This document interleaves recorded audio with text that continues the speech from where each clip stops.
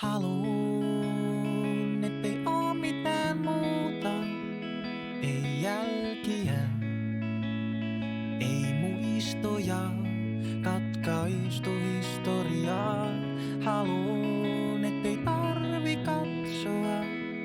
Ei karttoja, ei kuvia tai viestejä unista. Just nyt tarvii. Just sun takia. Haluun,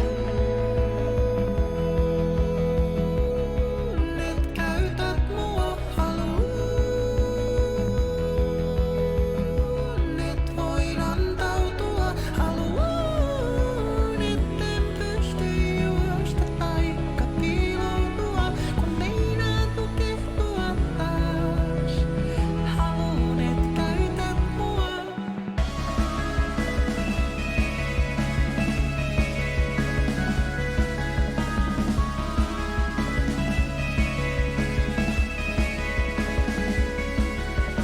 Kuiskaa mulle, et ei oo estoja, ei rajoja tai avaimia, kun ei oo lukkoja haavoittamisen partaalla.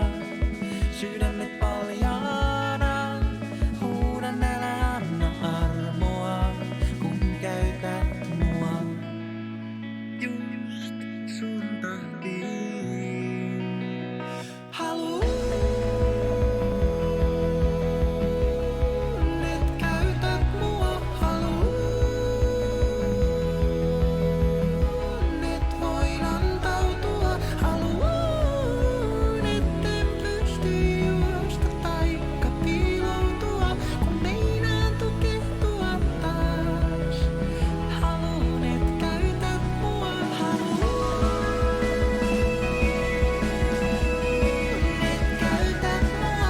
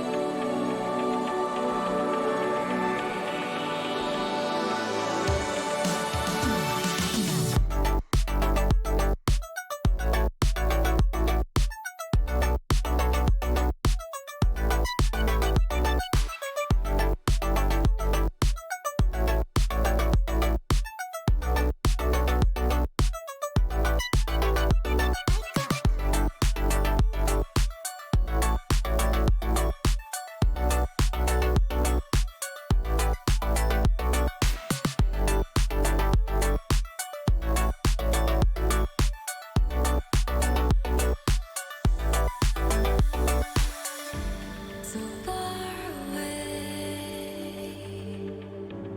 the winds of gold The hearts of light, the dark within fades away, fades away, fades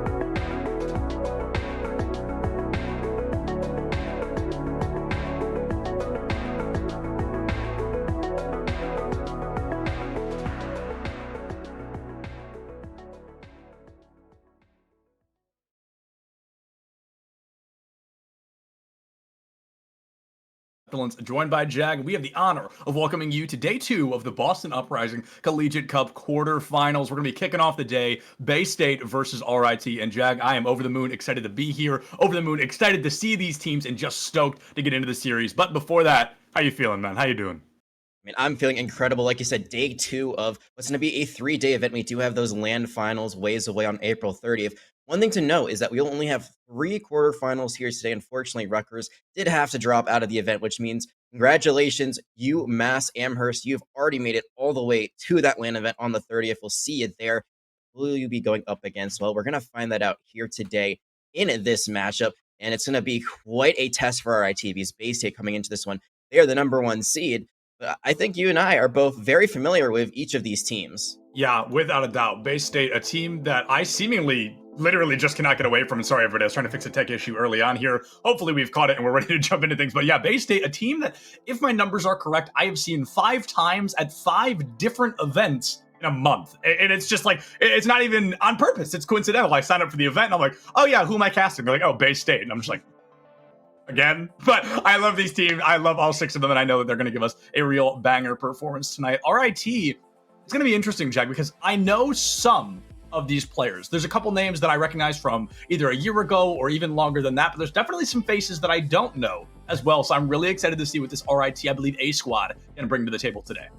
Yeah, absolutely. So you and I, we casted a few of these players. I think Essel and Chocolate are probably the ones we remember the most. Yeah. Back in EGF, but that was a while ago. This team, they brought some new players. They moved over to a different league. They were playing in NACE, where they actually played against Bay State. So these two teams have played against each other head-to-head, and it was a 3-0 sweep for Bay State in NACE Star League in the group stage. So, you know, based on that, it does seem like RIT is going to have a bit of a trifle to work with here. They've also already played earlier on because they were a lower seed, so they had to already battle against Boston University varsity yesterday, which was a 2-0 victory. There's a little bit more film on them. And I mean, Bay State, like you said, they've been all over the place. I also have been casting them quite a bit. I think I've seen them like 4 times in the last month or so between NACE and Westline Open. But, you know, they have been so close to reaching that championship glory, but just not able to get over the finish line. I was looking at their recent tournament finishes, 5th through 6th in 3 different events in the last month. So they have definitely been able to compete with some of the best in the country, whether it's collegiate or tier 2. They just have not been able to get over that final hurdle just yet. And today is a chance to finally be able to do so, get into that LAN event. Here is going to be the map, or at least the first map for today. I believe we're going to Lijiang Tower, and there it is. Not super surprising at all, is it, Septilence? No, not in the slightest, Jag. I always say players at the collegiate level love Lijiang Tower. It's one of those maps that just feels almost guaranteed sometimes. It's a rarity to end up anywhere else. It's the King's Row of control points, if you will. And as we jump into Lijiang Tower, first of all, let's see what stage is. Starting off with a personal favorite, Control Center. And this one's always fun because it's the one we are guaranteed to see brawl the most. The Reinhardt compositions they come out to play. They usually see a Symmetra, and it's either going to be partnered with a Junkrat or a Doomfist. It seems like this will be the the Junkrat iteration, which means a little bit less one-tap potential, a lot more spam damage. So a lot of this is really going to be about who sets up better in the server room early on, and that means teleport, Lucio speed. Looks like RT's going to get there just a little bit quicker. Yeah, RIT perhaps a second earlier, but taken out just as quickly. Peever already goes down, and Abs finding that opening elim is the exact swing that Bay State needed to get right into this. The fight has to end. Main tank down and out. 1 elim seals the deal and might guarantee a point cap for Bay State. RIT on the bright side, fast enough. That might guarantee a point cap, but it also means that there's a lot less ult charge you're giving over to Bay State, which means you can try to recontest this really quickly now. You can just kind of run in and try to take this back if you're RIT, and it looks like they probably won't be able to do that because they just lost Baptiste. So it's like one and done. Both of these fights over in a flash before anything really happens, and actually now Bay State, they're going to capitalize, try to get some of those elims, continue to stagger out the respawn from RIT. That is very nicely done as they continue to build up more and more point percentage. Jack, this is something I'm getting comfortable calling the Bay State advantage, because this is something I've seen a team do, this team in particular, what feels like 100 times over. They win the first point, they get a team, they spawn hold them for a majority of the game. Somehow the enemy team seems to always come back at 99%, tap it out, and Bay State is never able to react or recover. It's 100-0 against, or 199 against them. I'd love to see them break that curse right now, because curse, it really truly does feel like it is. Cave with a Riptire early. They know exactly where it's at. Can he do anything with it? The Diva chasing it down, and they're all back into spawn, buying a little bit more time on the clock. And no, actually a DMAC found, so hey, that's 10 more percent. That's another just one Elan. That's all it takes, and it's unfortunate that the D.Va maybe didn't have the boosters available to fly away. I would love to see RIT try to rotate out of this just kind of main entryway. I mean, they had the symmetric turret teleporter, so they could try to maybe get out and get away from base state, but instead they try to run into them, and they're losing this. They're losing it again here, Jag. The garage door is going to be open just toe-to-toe, and Fade is going to be counterpinned out, and early on, Eber taken down, then a shatter comes through onto absolutely nobody, but hey, you can say that one made some space. Fade comes through, finds Blue Jay once again. Choco Man, the next to fall, and RIT really struggling here against Bay State. And like you said, Bay State, they've 3-0'd them once. Can they 2-0 them again here tonight? I think that hit at least the D.Va, but besides that, yeah, not the highest value shatter, but they're rotating their ultimates so well that it's okay if you use when it's not the most valuable. You need Photon Barrier, Self-Destruct thrown in. Oh! It's gonna cancel. Oh no, it doesn't cancel the Photon Barrier, but it still gets the Symmetra. Cancels the Symmetra, that's for sure. She goes down early. Neb and Cave having an absolute field there. Riptire from Essel in a bit of a panic attempt. Might be able to, will find Abs early on. Essel traded out by Neb, and just like that, Spawn held. Bay State winning that first stage 100-0. And it's so hard there if you're going to get spawn camp here on this map in particular for Lijiang Tower, because there really isn't a whole lot of routes you can take. Maybe you try to go to the left-hand side and teleport, but it's very risky because there's a Lucio who could get, you know, sound waves, and then you just get environmental eliminated over the side. They tried to go right, but it was found out very quickly by Infernal, so there wasn't really much they could do there. It's very well played by Bay State. Not many chances for IT to get back into the swing of things, and looks like the Bay State holds didn't come into fruition that time, a clean 100-0. But as we move now into Night Market, RIT looks like they still want to play this brawl. It's going to teleport straight onto the point, Junkrat included. Usually see a main set for the walls to cut off the choke. Bay State, they're going to be running the double bubble. This is a very interesting double bubble kind of shadow dive, still with the more brawly supports. This is very intriguing. Double bubble haven't really fallen to the wayside in the collegiate scene. I really can't remember the last time I've seen it from a team, but Bay State trying to bring it out early, and Jag, it's looking good to kick things off. Essel, the first to go down, Cave deep onto site. Even baiting the D.Va down, I mean, that's going to be a huge opportunity. The Lucio taken out in the blink of an eye. Looking at a 6v3 in favor of Bay State. And the approach there, I think, is what it's all about. The way they forced RIT to look two places at once, the team just could not react. I was thinking the exact same thing. Divide and conquer. They look both ways, crossing the street, and they get hit by the train anyway, the train that is Bay State. Cave is someone that I've always known as a Tracer player, but has looked very, very good on the Reaper in particular. I love and the this way Reaper that Depresso and Cave played this together, I mean, they just were like, all right, we're going to take over the point and then just focus on the same target to perfection. Could you imagine if Death Blossom was ready right there, Jag? That would have been a bloodbath, but it looks like that Death Blossom isn't even needed. Baptiste goes down. The team really going to struggle to do much of anything except die afterwards, and it's going to be a straight cleanup for Bay State once again. They're already a third of the way done with this stage. They're looking to make this a 2-0 quick on Lijiang. Gotta be careful with the Moira, though. Ab's very far forward. We'll be able to get out of that. Neb also apparently, no, actually not able to get out of that. Essel goes to the Bastion to try to melt them down and spawn. This is an advantage. We were finally looking for one for RIT.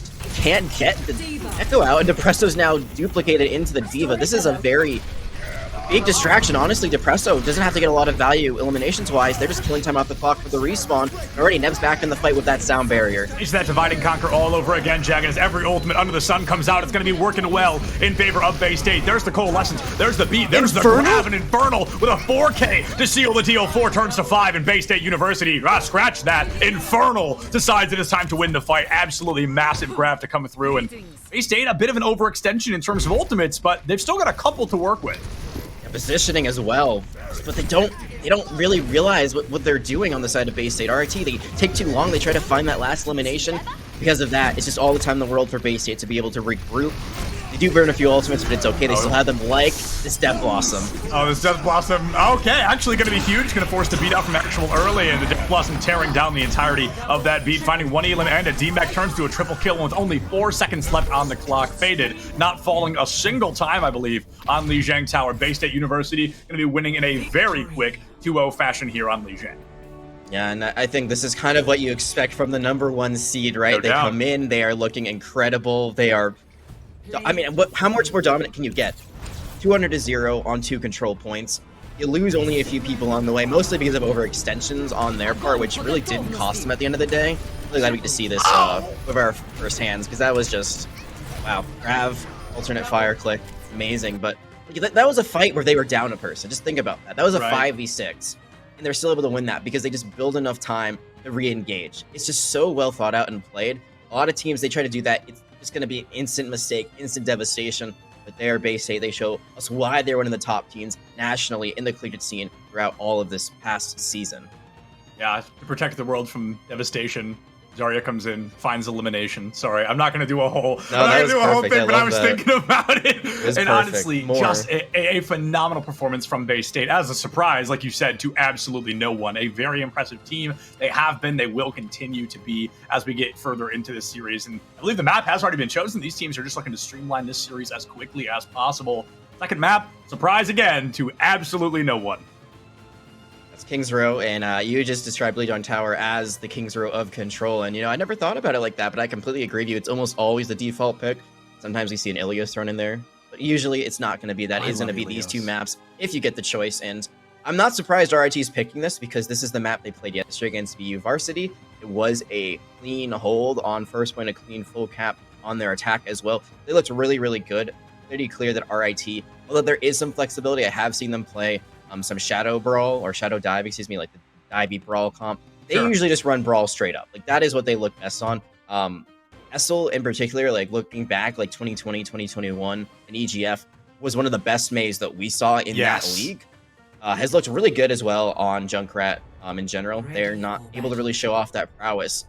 This is a time for them to return to form. It really needs to be, because this is a first to two. There's no second chances. There's no lower bracket. It is a very, very difficult situation they find themselves in, but if they can carve a path out, at least get this first point, there is some breathing room to be found. And although I don't expect this to be the comp they come out with, could you imagine the Ryan Orisa Pharmacy composition? It actually could work. You could just use the ult to pull them into fire strikes and direct hits from Essel. That could actually be something pretty crazy. You definitely have the element of surprise. That's for sure, because nobody's expecting a Rhino Risa Pharmacy Widow combo, whatever that was called. I mean, that would have been shocking to say the very least. But Essel now on the Doom Fist, a lot of up close and personal damage on the side of RIT, and I think that's going to be really difficult. Looking at Bay State, they've got the freeze, they've got the flash, they've got the accretion and the sleep. And there's a great example of a couple of them accretion down and out. Neb taken down in the blink of an eye. Abs not far behind, and RIT, they are storming through Bay State to start things off here. Essel goes deep into the back line, takes out that cast, and that is going to be the one to seal the deal. That is 4 eliminations in the blink of an eye. RIT, they are taking no prisoners. Hardly 30 seconds off the clock, and they've already got this first point cap. The surprise was not what we were seeing out of Spawn, but the fact that it's half Brawl, half Chaos comp, and it does all of the work that it needs to do. Although there was a bit of a clue in from Infernal about that teleporter over the top of the statue. We see that usually with a Bastion. We actually might see that from the Northeastern teams later today. We call that the Northeastern Special. But that time, just immediately you lose out your main healer, that Ana. It's just going to be very, very hard for you to regroup from that. And RIT, a little bit of momentum. Cave is in the back line. Abe and Forgotten going in deep, trying to find that Lucio, and might be able to, but actual skates away. This is a tough map to kill a Lucio with general Doomfist abilities. That isn't just his punch, because the Lucio gets to skate on every which wall he chooses to. A double kill comes through, immediately traded back from RIT. Abs finding the elimination onto Liam, Helium, and Infernal and Cave are ready to clean it up. It was a really close fight for a moment, but I love that Reaper guy. Yeah, Reaper just does Reaper things, just is in your back line, is in your house, trying to make sure this Lucio doesn't get out. Actual is going to be found. And it seems like the angles that Bay State are holding, they do lose that first point, that they are just all over the defensive spawn right now. And RIT, they got to think about this. They cost them last time when they tried to take out the one person who was a little bit too deep. They just try to take the fight on the cart, or do they try to find the heroes that are behind them? There's Infernal, there's Cave. I mean, this is just all over the place, and it's like RIT are just going to try to drop down to the point eventually. I think RIT has completely lost sight of where Cave is. I think they're going a lot off of Hypothesis here, and it looks like it's really not going to impact anything too directly as Fade comes through. The Earth Shatter picks up a couple, and it looks like that should seal the deal for Bay State, or against them, rather. RIT coming through, finally getting this cart moving once again, and Jag, the beauty of them capping as quickly as they did, even though they lost, I mean, basically 2 fights, they've still got about 4 minutes on the clock. Yeah, they still have more time than they started with. That was a huge shatter, because that actually canceled out the Gravitic Flux. It looks like Infernal just didn't get high enough off the ground to make that valuable. So a big shutdown there gets RIT more space. Actual, if they look the other way, they'd find the Baptiste. They don't. There's going to be an Ant Matrix from the heavens.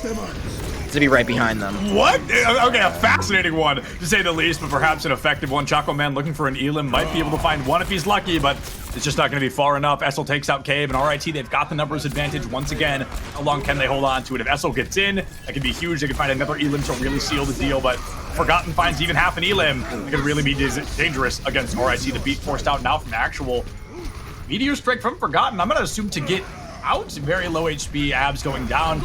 Another unfortunate Elim, and the grab eat from Infernal may be what Bay State needs to get right back on top of things. Choco Man goes in, finding an Elim out of Forgotten, and Blue Jay comes in full charge Zarya. This is going to be a tough one. Splash, but no fan onto Cave, so that Death Blossom still standing for just a moment as Cave will be the next to fall. It's a back and forth bloodbath, and even with a mild spawn advantage, Bay State will not be able to do enough. 3 minutes on the clock, a second point under their belt, and RIT is looking to cap all three. Trying to do the fancy things on the side of Bay State. They want to be flashing. We saw this a little bit in their game against UCI, which they actually ended up losing after only winning against UCI in the last few months. They're like the AMX from behind. It could have worked out if timing was on their side, but RIT, whether by skill or by luck, able to evade that completely, just speed boost past it and take the fight closer to where the spawn capture was. 4 minutes on the clock. They get faded. This is looking amazing. Shatter. He might have lost had a little hiccup. I'm back. Infernal finds one with the self-destruct, and Neb is going to find that elimination onto Essel. Jack, I think you're completely right. I think we were seeing a little bit too flashy of a playstyle from Bay State. They need to go back to their tried and true. Just go with what they know. We know they're good with, and that could really go the extra mile for them when they need it. But RIT, they've still got 3.5 minutes. They're halfway to the third point. They've got to win one convincing fight, and they can seal the deal here in the first round of King's Row. Absolutely. They're going to use a nano boost to get it done, but the Earth Shatter comes in. Oh, it's huge. A triple Earth Shatter comes through, and unfortunately, the follow-up's not as quick or as aggressive as I want it to be. One Elim onto actual, and as Forgotten starts to have a little bit more of a field day, things looking more and more in favor of Bay State. Almost single-handedly, thanks to Forgotten up there, finding 4 in the fight and ruining that before RIT had the chance to get back in. I wish the follow-up would have been a little faster on the Shatter, but they won the fight regardless. Yeah, and I was thinking there, Essel on the Doomfist really has to pressure out this double sniper setup that Bay State's running. Don't give them the angles, because right now it looks like both of them are just having a field day, but now they swap to the May, want to play more traditional Brawl, and Deadeye coming out. It's not going to cancel the sound barrier.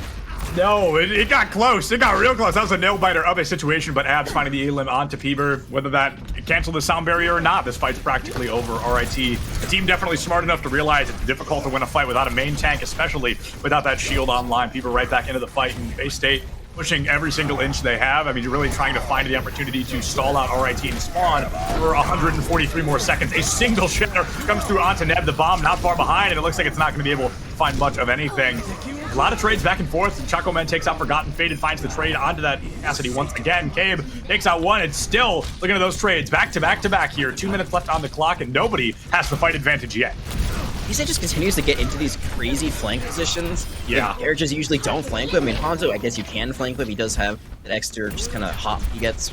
He can use of his jump, but in general, they're just always behind RIT, which makes it so hard. Divide and conquer of a Brawl comp is not very easy. Usually you just want to take that fight head on and overpower them with ultimates, or just, better grind play in terms of shield positioning and fire strikes, but Bay State, they are finding ways to win regardless of how they played this Brawl comp. They've killed off 2.5 minutes, and they get the Shatter from behind. Faded literally just walks up and presses Q, drops 4, and RIT, they were just on the wrong side of that Shatter. Let me tell you what, Faded having an absolute field day. It was just that flank. It was just, I guess they weren't checking their corners. I mean, nobody's watching the 6. They get caught out, and with only 80 seconds left on the clock here, Jack, a lot of ultimates to work with. RIT's really got to win this fight if they want any chance of tapping with time on the clock. You know where Forgotten is? They're trying to zone them out. Pretty Flux gonna try to come in. Oh, they get someone. It's gonna be a trade though. Abs going down is huge against Bay State. The forced beat now from actual. We see both support ultimates at the ready from RIT. Neb finds Essel with a boot, probably into the void. If we're being honest, Neb loves to find those and has had the off angles for majority of the fight. Cave takes out actual, now traded by Blue Jay. It's just these crucial elims. The people being eliminated seem to be the most important. Infernal forced out of mech and use that bomb to get right back into it. Abs finds Blue Jay. Supports are going crazy on the side of Bay State right now. Aquaman misses the flash. Now actually he's put off dead. by their own wall, but the Blizzard might be their saving grace. Sound barrier being used at the last second, but they catch out Faded. This is the biggest opening they have, but they only have 30 seconds left. 2 ultimates potentially get it done. They cannot let themselves get split up like they did last time. Also, they cannot like swap sides. RITs looks like they're the defenders a lot of this last fight because they continue to find themselves behind the payload instead of in front of it. And even with those picks, I mean, they have to back up, wait for their own respawn, so an advantage is gone. It will be a 6v6 in this last fight. 6v6 in the last fight, jumping in now. A lot of ultimates at the ready. The question is, who's going to use them? Forgotten with an Elim Cave with one of their own, and Blue Jay hardly gets to participate in the fight. Bay State has all but sealed the deal here of round one of King's Row. Forgotten, confident enough to jump off into the void, and Bay State looking mighty good. Those 5 Elims were absolutely going to give them that round win, and I'm hesitant to call that a round to win, Jag, as RIT made it quite the distance, especially against a team like Bay State. But the win condition has been set. Can Bay State meet the win condition that they have set? I mean, it's an amazing push, nonetheless. You know, even if they lose this map, RIT getting 2 points and at least a bit of the second point or the third point against a school like Bay State, like, it is very impressive. But you got to think, we had 4 minutes going into this third point, and it just kind of falls apart. They swap to double sniper, and they make it look absolutely incredible. We also continue to get split up every time, and that's like really the big thing. It's just they get split up. The snipers still have their angles pretty much uncontested because there isn't a long-range DPS to deal with them. Passy is so much more mid-range, and generally it's very hard to win against a Widowmaker or Hanzo unless they get much closer up. So on this defense, you gotta think, all right, we gotta stick together. If you're not in front of your Rhine, or behind your Rhine, excuse me, you should not be in front of the Rhine shield. If you're not behind your Rhine, then you are not doing the right thing. And maybe have one person dedicated to making sure the flank doesn't come through. You could have a Torbjorn, honestly, just put the turret down. It'll be your 7th person on the field, making sure that if anyone does try to flank, they're found out immediately. You gotta do something to stop this, because it works so well. It worked so well on that third point. Not as well on that second point. We saw some attempts like that Ant Matrix from behind of the Doomfist in tow that didn't exactly pan out. When that third point came through, man, did those rotations from Bay State absolutely just destroy RIT's chances.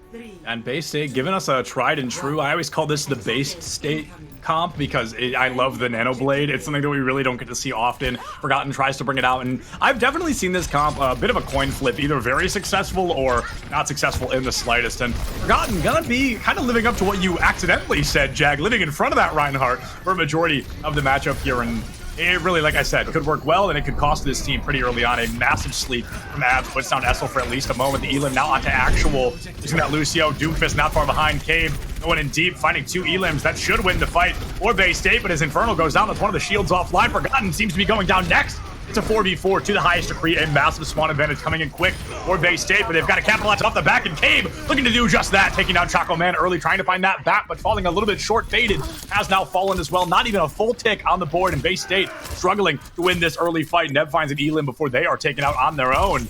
This is rough. We're looking at RIT. They'd already capped the point here. Yeah, Liam, absolutely just an amazing performance on the Baptiste, saving their Reinhardt for as long as they possibly could, long enough, really. It's going to be at least 2 ticks given over to Bay State, but there's going to be a contest here which could stop this. Yeah, the contest comes through, the garage door open early, and Peeper gets slept, but nobody's able to capitalize fast enough. Abs down, traded immediately for Essel. Immortality Field offline, and the garage door just not having the value that it needs. The amplification was not matrixing hard enough on the side of RIT to find any of these Elims early. And for sight, there's no more secrets from RIT. The rotation completely down and out. They've just got to hold W and get in, or hold S and get out, but they are split, and it looks like they were split enough for Bay State to sneak that out right from underneath them. A couple ultimates to seal the deal of the team fight win, and Bay State 5 minutes on the clock. Good news is that you do stall them out longer than you were stalled out yourselves on his attacking round. I think this is about 30 seconds less than what RIT started with, but a much clearer way to get out of this because of that late stagger on to RIT's defenders. You won't be able to contest this in the archway like Bay State was. Bay State had a really nice 2 fights here that helped burn more time off the clock. RIT, they're going to have to probably wait until at least past books, or actually probably more towards the bar area, and maybe not even that, because this Blade is ready to go, the Nano is ready to go. They could just send this and immediately win the fight, because RIT do not have that sound barrier yet.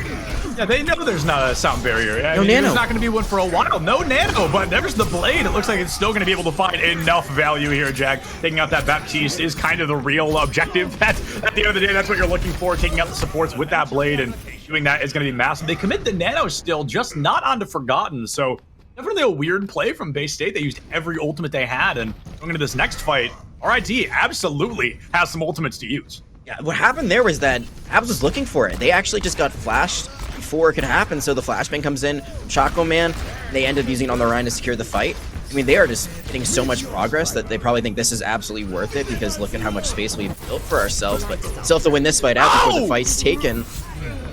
Amazing. I'm so proud of Abs for that. That is such an easy dart to miss and to land it just flawlessly. Cave with the immediate follow-up to 2-2 trade on the board. Cave and Faded. Neb the next to go. RIT, they're looking like they're going to be able to win this fight. And Jack, if the card gets stalled right here, this is where it becomes hardest for the attacking team to come back because the spawn advantage so aggressively against them. This for Ana being chased all the way down. Unfortunately, her train isn't coming for quite a while. And if it does, it's one taking her straight to the Spirit Realm. Abs falling, and Bay State looking rough. 3 minutes on the clock.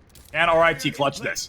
And they're going to wait for Abs to respawn. But I just want to say, Chocomints had some amazing flashbangs in the last few engagements. I mean, the Nano canceling one before, didn't get the ultimate offline, but made them use it on a maybe less likely target with the Nano out. That time they canceled the verdict clutch. That could have actually turned the fight around, but it doesn't because it doesn't ever exist. Ooh, Choco Man not able to find that high noon and instead gets traded out straight away. I gotta say though, Casper Orion, that's a trade I think a team's gonna take any day of the week. That main shield down early can absolutely hurt, and Neb gonna be the one to find that out early. Beaver takes that elim, and it's gonna be a bit of a sloppier fight. Here comes that Nano once again up and tries to go over the shatter, but the hammer takes you up close and personal. That one's gonna hurt. A massive shatter from Beaver, who's already halfway to another one. Yeah, they are playing so aggressively, so all over, honestly. This is not how I expected RIT to try to take this. It's sloppy, but it is fun, and damn, it is amazing play to see nonetheless. And I think the one big thing that I'm seeing right now from RIT is, they are playing a bit floppier than we'd expect. They are catching Bay State off guard. I mean, they shatter a Nano Genji. They don't get the blade, but they get the Nano, which is the big thing. They have nothing left. They might be able to get the Meteor Strike, but there's still the Blade, there's still Gravitic Plugs, there's going to be an Infra Sights very, very soon. Like, RIT's been holding really well, but this might be where it falls apart. Infernal goes up and gonna use that Gravitic Flux early, able to find two. Forgotten looking to find two of their own as the Immortality Hill gets taken down. That seals the deal against Liam. Pretty much all but guaranteeing the fight. Bay State again, Jack, using every ultimate they have in their just kind of roster for the time being, and even if they win this fight, they've still got to win hypothetically one, maybe even two more to win this map. RIT, they've got an ultimate advantage once again. Question on everybody's mind, what can they do with it? And they win a fight with it, or is Bay State gonna win this one try, seal the deal, and walk away with a 2-0 victory? Here's the thing, they realize their objective. They realize that they don't have to win every fight, but if they can just overpower them in one fight when there's no ultimates for RIT, I mean, they can just win this out. They know what the win condition is. They know where the box of victory is, and already they've gotten Liam offline. So, but look at this. The cart is basically going to be halfway to the final destination already. And RIT, they might have ultimates, but do they even get there in time? Can they use them? Yeah, absolutely. I think you're spot on. Dead Bap basically equals fight win, and losing your Baptiste so early on, you've guaranteed your opponents to have a walk all the way up to the cart practically for free. And as Liam goes down once again, Axel, not far behind the shatter, going to be booped away. Beaver not able to find the value they're looking for. Nano onto Faded. This is all but a fight win already for Bay State University. They're looking good. Seal the deal and walk away with that 2-0 victory. Neb takes out the rock, and everybody else going to fall like dominoes. A triple Earth Shatter comes through, and they will begin to be eliminated by Faded, swinging that hammer. 85 damage. A swing. Choco Man finding Abs. Taking out one. Cave finding another. An Infernal. That's all but got to seal the deal. There it is, my friends. Bay State University walking away with a 2-0 victory here today, and not as dominant as we may expect, but dominant nonetheless. It's a fight win. It's a map win. It's a series win. Sebulans in Bay State, they have punched their ticket to the LAN event in Patriot Place on April 30th, and it's not super surprising. RIT put up one heck of a good fight. I mean, I think you kind of put it perfectly of how you said it. It's not as dominant maybe as expected. That first map control, very much, one-sided affair. This one, a lot closer. And, if there weren't some amazing just one-taps that we saw at the very end from Cape, maybe that's different. We saw the Baptiste Liam unfortunately get taken out twice at the beginning of those fights on third point. If that Baptiste doesn't fall, it'd be a completely different engagement. This could still be going. Maybe RIT's able to squeak out that hold and go to a third map. But that is not the reality we live in. It is going to be the Cave Show, and Bay State, they're going to be moving on under, honestly, just a lot of great performances today. Every player seemed to do their part. Yeah, without a doubt. And I think that's the scariest thing about Bay State. A lot of teams will see a main tank or a DPS, somebody that can really go out, overextend, and often carry a team at a collegiate level. But Bay State, that's the scariest thing about them. If one of them goes down, there are 5 of them just as strong, ready to keep fighting. And that is why they win a lot of fights that it feels like they shouldn't. We're actually going to get to talk to somebody from Bay State in just a moment here, so we're going to throw it to a short break. I'd almost bet my life that it's Neb. I'll be shocked if it's not. But either way, we've got an interview coming back with y'all in just a couple of minutes. Don't go far.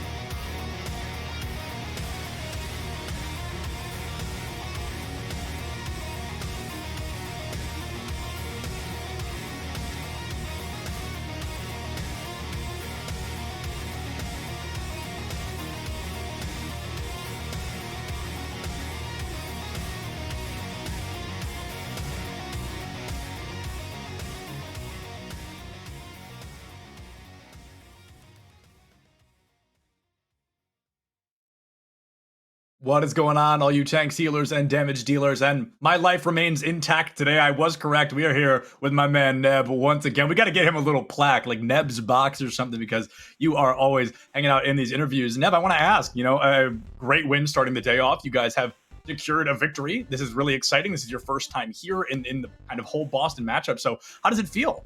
It feels good. We get to compete in our hometown because we're located in Boston. So good to rep the hometown OWL team in the Collegiat Cup. Yeah, and even though like you guys are from Boston, there's some other teams that are in the Boston area. This is actually your first time, Bay State's first time completing in the Boston Uprising Collegiate Cup. Northeastern, they've won it quite a bit. I think every time essentially, or they drew once with BU, but that's kind of a funny story. How does it feel now being here today and being in the finale that's going to be taking place, the top 4 at the LAN event on April 30th? It feels awesome. I think we go up against UMass Amherst. I have a good friend on that team in Rack Attack, another great main support player. So, hopefully we go there, we win the semis, and then win the whole thing.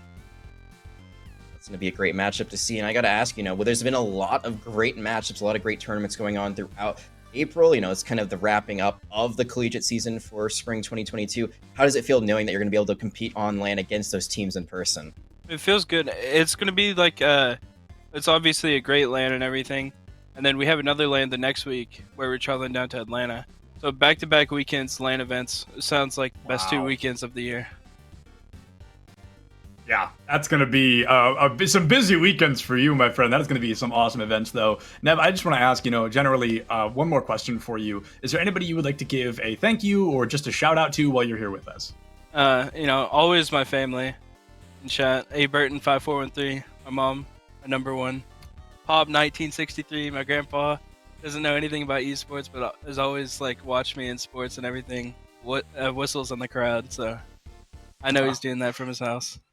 Oh, that is wonderful. Well, Neb, a huge congratulations once again. And apparently, no matter what tournament we're in, I'll be talking to you in the near future. Seems like I can't get away from you, so I will see you soon, my friend. And best of luck at LAN. It's going to be a good one. Yep, thank you. Thank you. And with that, folks, I hate to say it, but it's already over. We're already done. At least Jag and I are. There's a lot of Overwatch left for you here today at the Boston Uprising Collegiate Cup. But with one of our series being canceled, unfortunately, we only had this one to work with. I do know coming in next is going to be Waffles for Sid and Sir Waltham, 2 very talented casters, and you guys are going to have a great time with them. We love each and every one of you. I know Jag and I are both really excited to be able to do this. This was an awesome time. Huge shout out to Juke, our good friend and producer / observer / everything manager here today to make everything happen. Love each and every one of you. Thank you to all the teams. Thank you for everybody for watching. Check posture, drink water, love each other. We'll see you later. But until then, enjoy the rest of the day.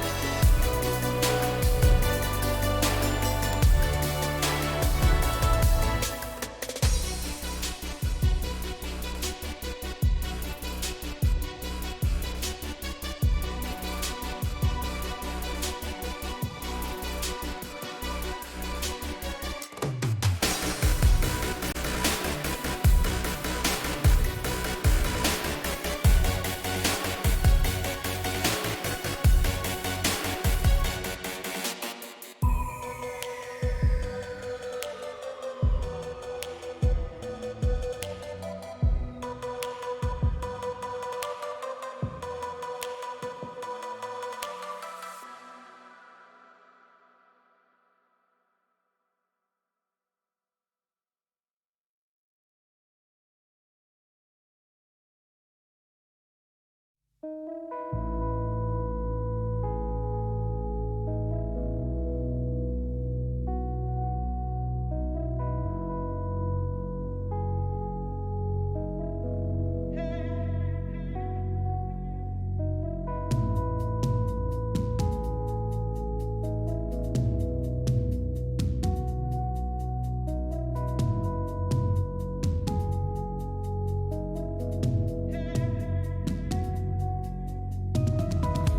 me out for a night, drive away from everything that makes me hurt. With two hands on the steering wheel and four tires racing through the dirt. Take me out for a night drive and drop me home in the morning hours. Tell me that you'll pick me up again when it is dark and the night is ours. Oh, is it me? Or is it the speed? You got one eye watching the road and the other looking down on me. Oh, is it me? Or is it the speed? You got the windows up and the radio on with your hand resting on my knee.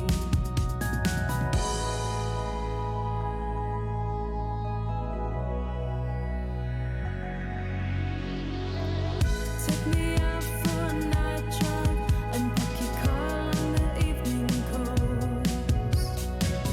Rest my head against the back seat of your car and tell me that you need me the most. The skyline is our neon sign. Feel the fire burning in your heart. Tell me that you pick me up again when it is dark and the night restarts. Oh, is it me? Or is it the speed? You got one eye watching the road and the other looking down on me. Oh, is it me? Or is it the speed? You got the windows up and the radio on with your hand resting on my knee. Take me out for a night drive. Take me out for a night drive. Take me out, take me out, take me out. Take me out for a night drive. Take me out for a night drive. Take me out for a night drive. Take me out, take me out, take me out. Take me out for a night drive. You promised me on a night drive, baby, come on, I'm waiting. You promised me on a night drive, baby, I'm waiting on you. You promised me on a night drive, baby, I'm waiting on you. You promised me on a night drive, baby, come on.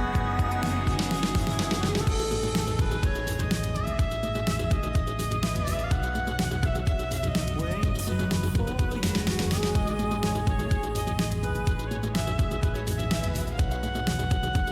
Waiting for you.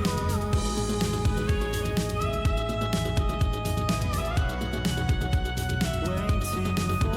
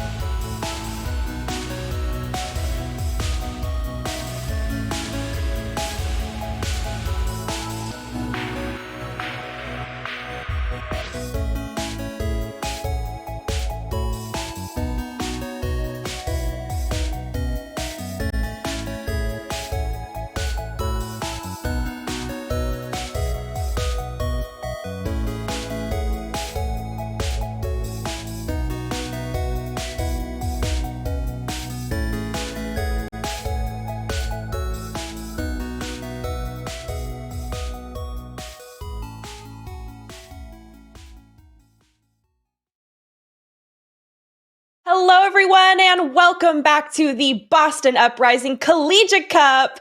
I am Waffles for Sid, and this is Sir Waltham, who will be joining me on the broadcast today. Folks, you still have Juke behind the scenes producing and observing, bringing you all of the magic and the beautiful points of view we're going to see coming up for the games today. Waltham, how are you doing, dude? And what are your thoughts going into today? I'm doing pretty good, and my thoughts going into today, initially, when I look at the lineups, you and I, of course, going to be casting this game and the next, and I noticed, we got a little bit of Northeastern coming in here. We got the varsity team. A lot. Yeah, we got the varsity team up now. We got a team up after that, and to me, all that means for this varsity team that we're going to be seeing immediately is they got to put on a good performance to make sure their A team goes on a good foot. Absolutely. And, that's a lot of pressure, especially on this varsity team here. They're going to be going up against New York University to kick us off. We are moving straight through on our bracket, and it's actually going to be a 1-3 here for this round, Waltham. And, competition is high. There is a $1,400 prize pool on the line for first place and a $600 prize pool on the line for second. So, nobody wants to have the second prize pool, but either way, you want to be up at the top facing off for that prize. I mean, I absolutely would tend to agree. A little bit of cash, it never hurts to grease the wheels a little bit, as I like to say here, Sid. But so far, if you're NYU in this particular instance, you have a little bit of a challenge ahead of you because Northeastern, particularly that varsity team, they're a team that have been seeing incredible success here within these Boston Uprising Collegiate Cups. I believe they've either won or tied every one we've seen them in so far. So certainly a challenge if New York wants to climb that mountain. And, once again, even more pressure on Northeastern varsity to maintain that prestigious record, right? Nobody wants to be dethroned. But unfortunately, you have a massive target on your back as a result. And, kicking off is going to be, we're going to move into our control maps first.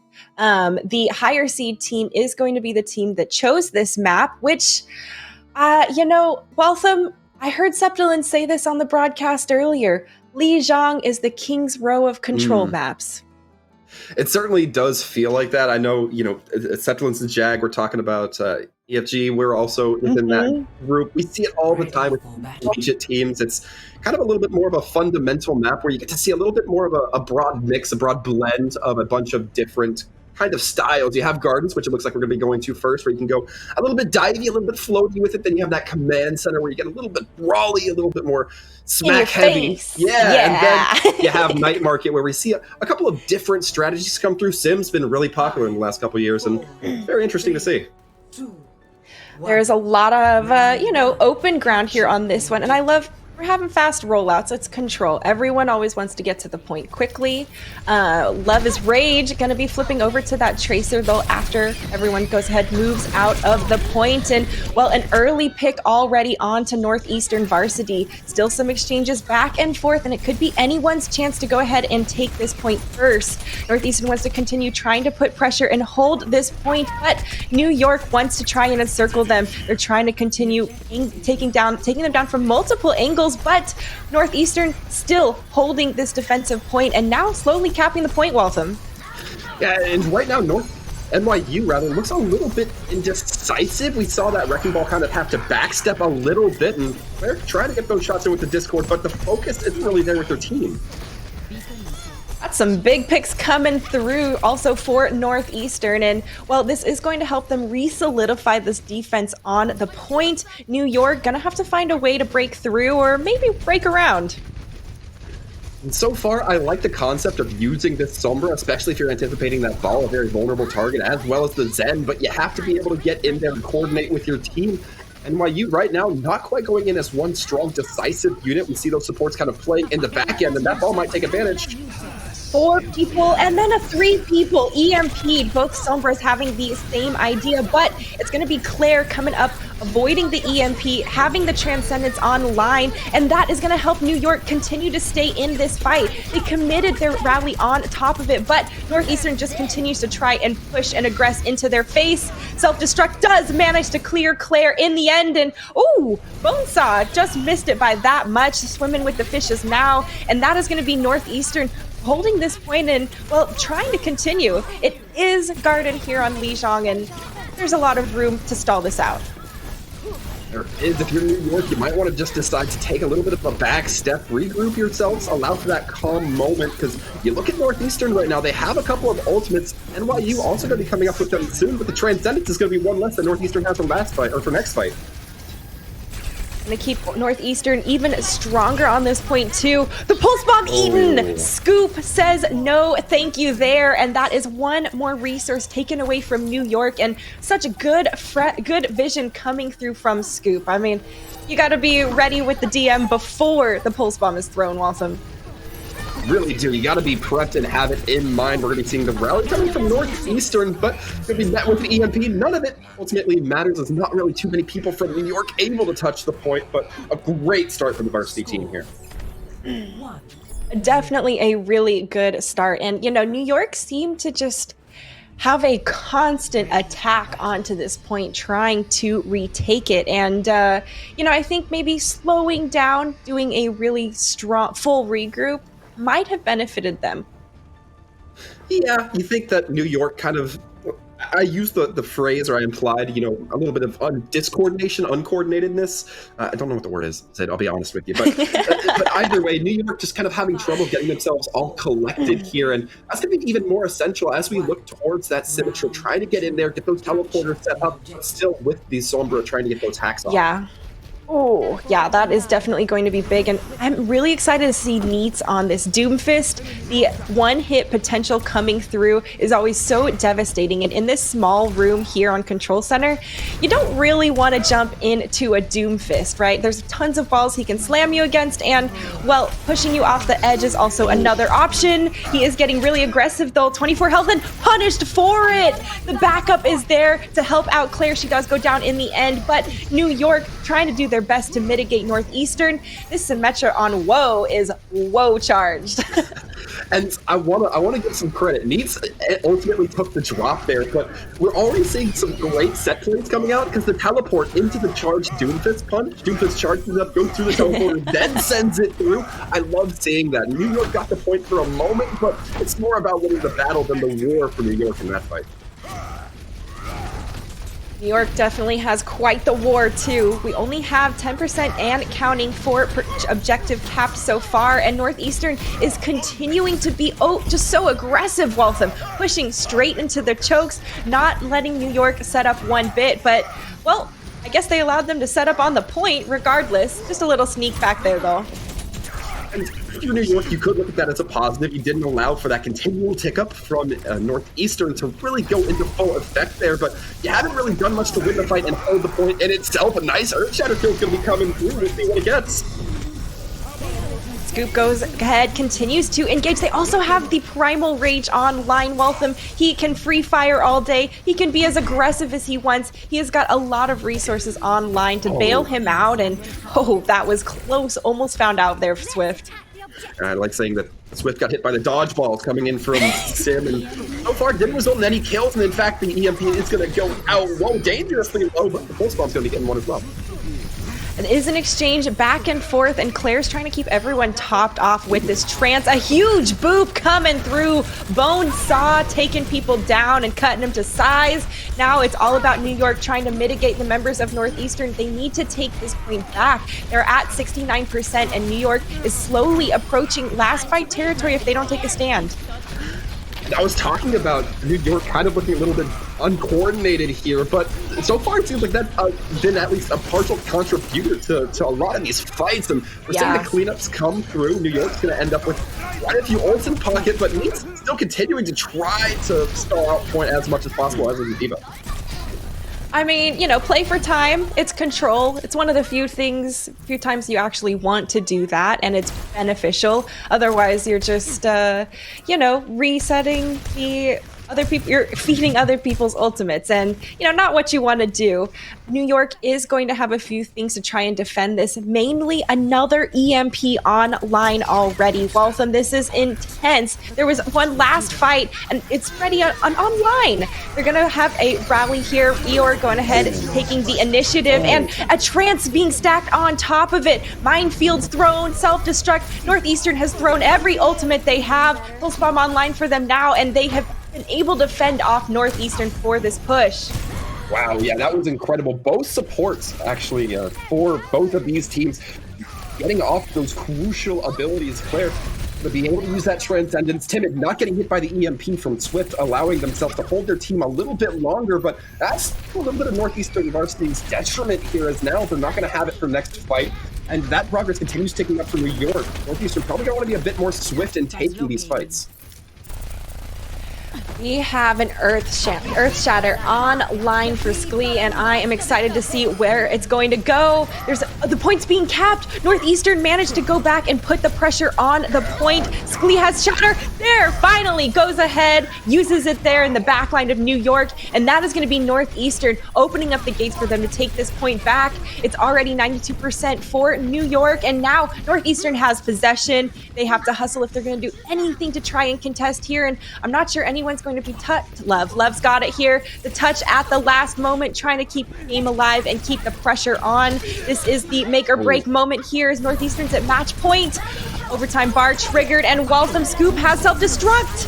Scoop has self-destruct, can't use it quite yet. That EMP does go down, but Soundbarrier keeping everybody alive. NYU, oh no! The ball struggling to get on. Oh, yeah, I hate to see it, Sid.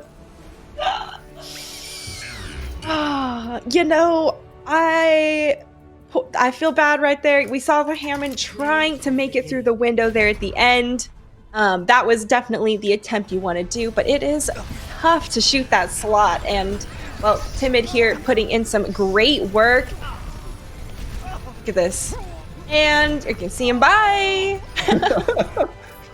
One off the edge there, and all in all, a nice job coming through from Northeastern Varsity. And, we're going to probably see, hopefully, a change of pace. I'm curious what NYU is going to do moving into our hybrid map, especially after coming from such a brawly map, right? Mm-hmm. Are they going to pick something like King's Row, or maybe stretch out those sight lines a little more? It's interesting, right? Because we're seeing NYU come out here with looks that you don't necessarily expect. I don't think that Sombra was necessarily at the top of my pick list for either Gardens or Night Market. I can appreciate it on Gardens when you expect there might be a Wrecking Ball of Farah if you can keep her grounded. Excellent use there, especially with this kind of support meta we've been seeing where Zen is really good. If you're able to get that EMP off, you strip away 75% of his health. He's easy pickings at that point, provided you don't get shield bashed by a Brig or she's allowed to heal him. But I'm not necessarily sure it's exactly what was needed in those situations. And to me, it always comes down to, what is the comfort level of this team versus what do they consider to be their most effective played composition, in context of the meta. I agree with you there. And it's really a hard balance to find team-wise and what you guys are comfortable with, right? In general, what do you feel confident on? What are you really in that flow state on? And what is meta? And how can you combine them to actually bring you guys the wins in the game? We're going to go ahead, take a look at our next map. Not quite sure what hybrid is yet. Hollywood. Oh, you're coming over here to the NorCal area, joining me. Oh, well, fantastic. I've always wanted to take a vacation. I never get out of the South that much, Sid, if I'm being honest. Well, it is a lovely, 62 degrees as per usual. So pretty much stays about 10 degrees within that all the time. Oh, see, we either get blistering freezes or splintering colds, or splintering heats. So there's never any comfort, especially when the power goes out. But that's a tale from last year that I'm sure our producer will recoil with me in. But either way, looking at Hollywood, a lot of options here. I do start to wonder what New York is going to feel comfortable with, because they're the team that seems a little bit more left field, with a little bit less conventional.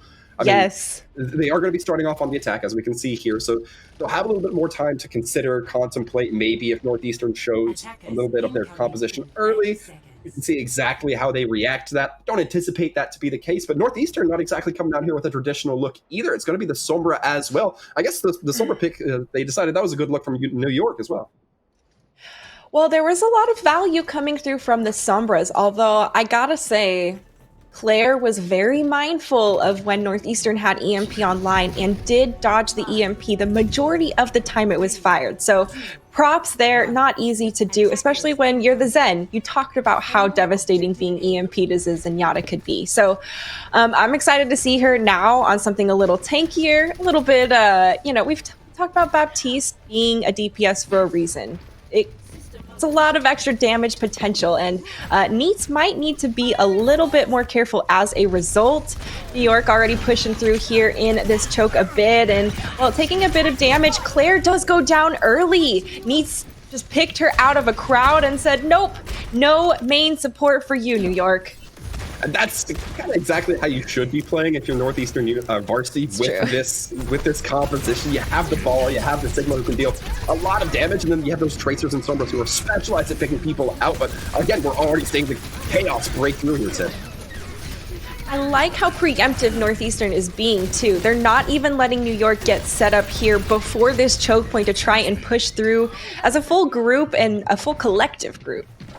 Yeah, and right now it's just going to be a little bit of balancing for these teams, trying to get themselves all regrouped. At least that's the case for New York. We see that Tracer creeping around in the back line, and again, New York has a little bit of that flavor where they like to distract attention from Northeastern and perhaps use the rest of their team to push ahead or get a little bit of focus. But with their Ash going down, it's going to be hard to front load that damage.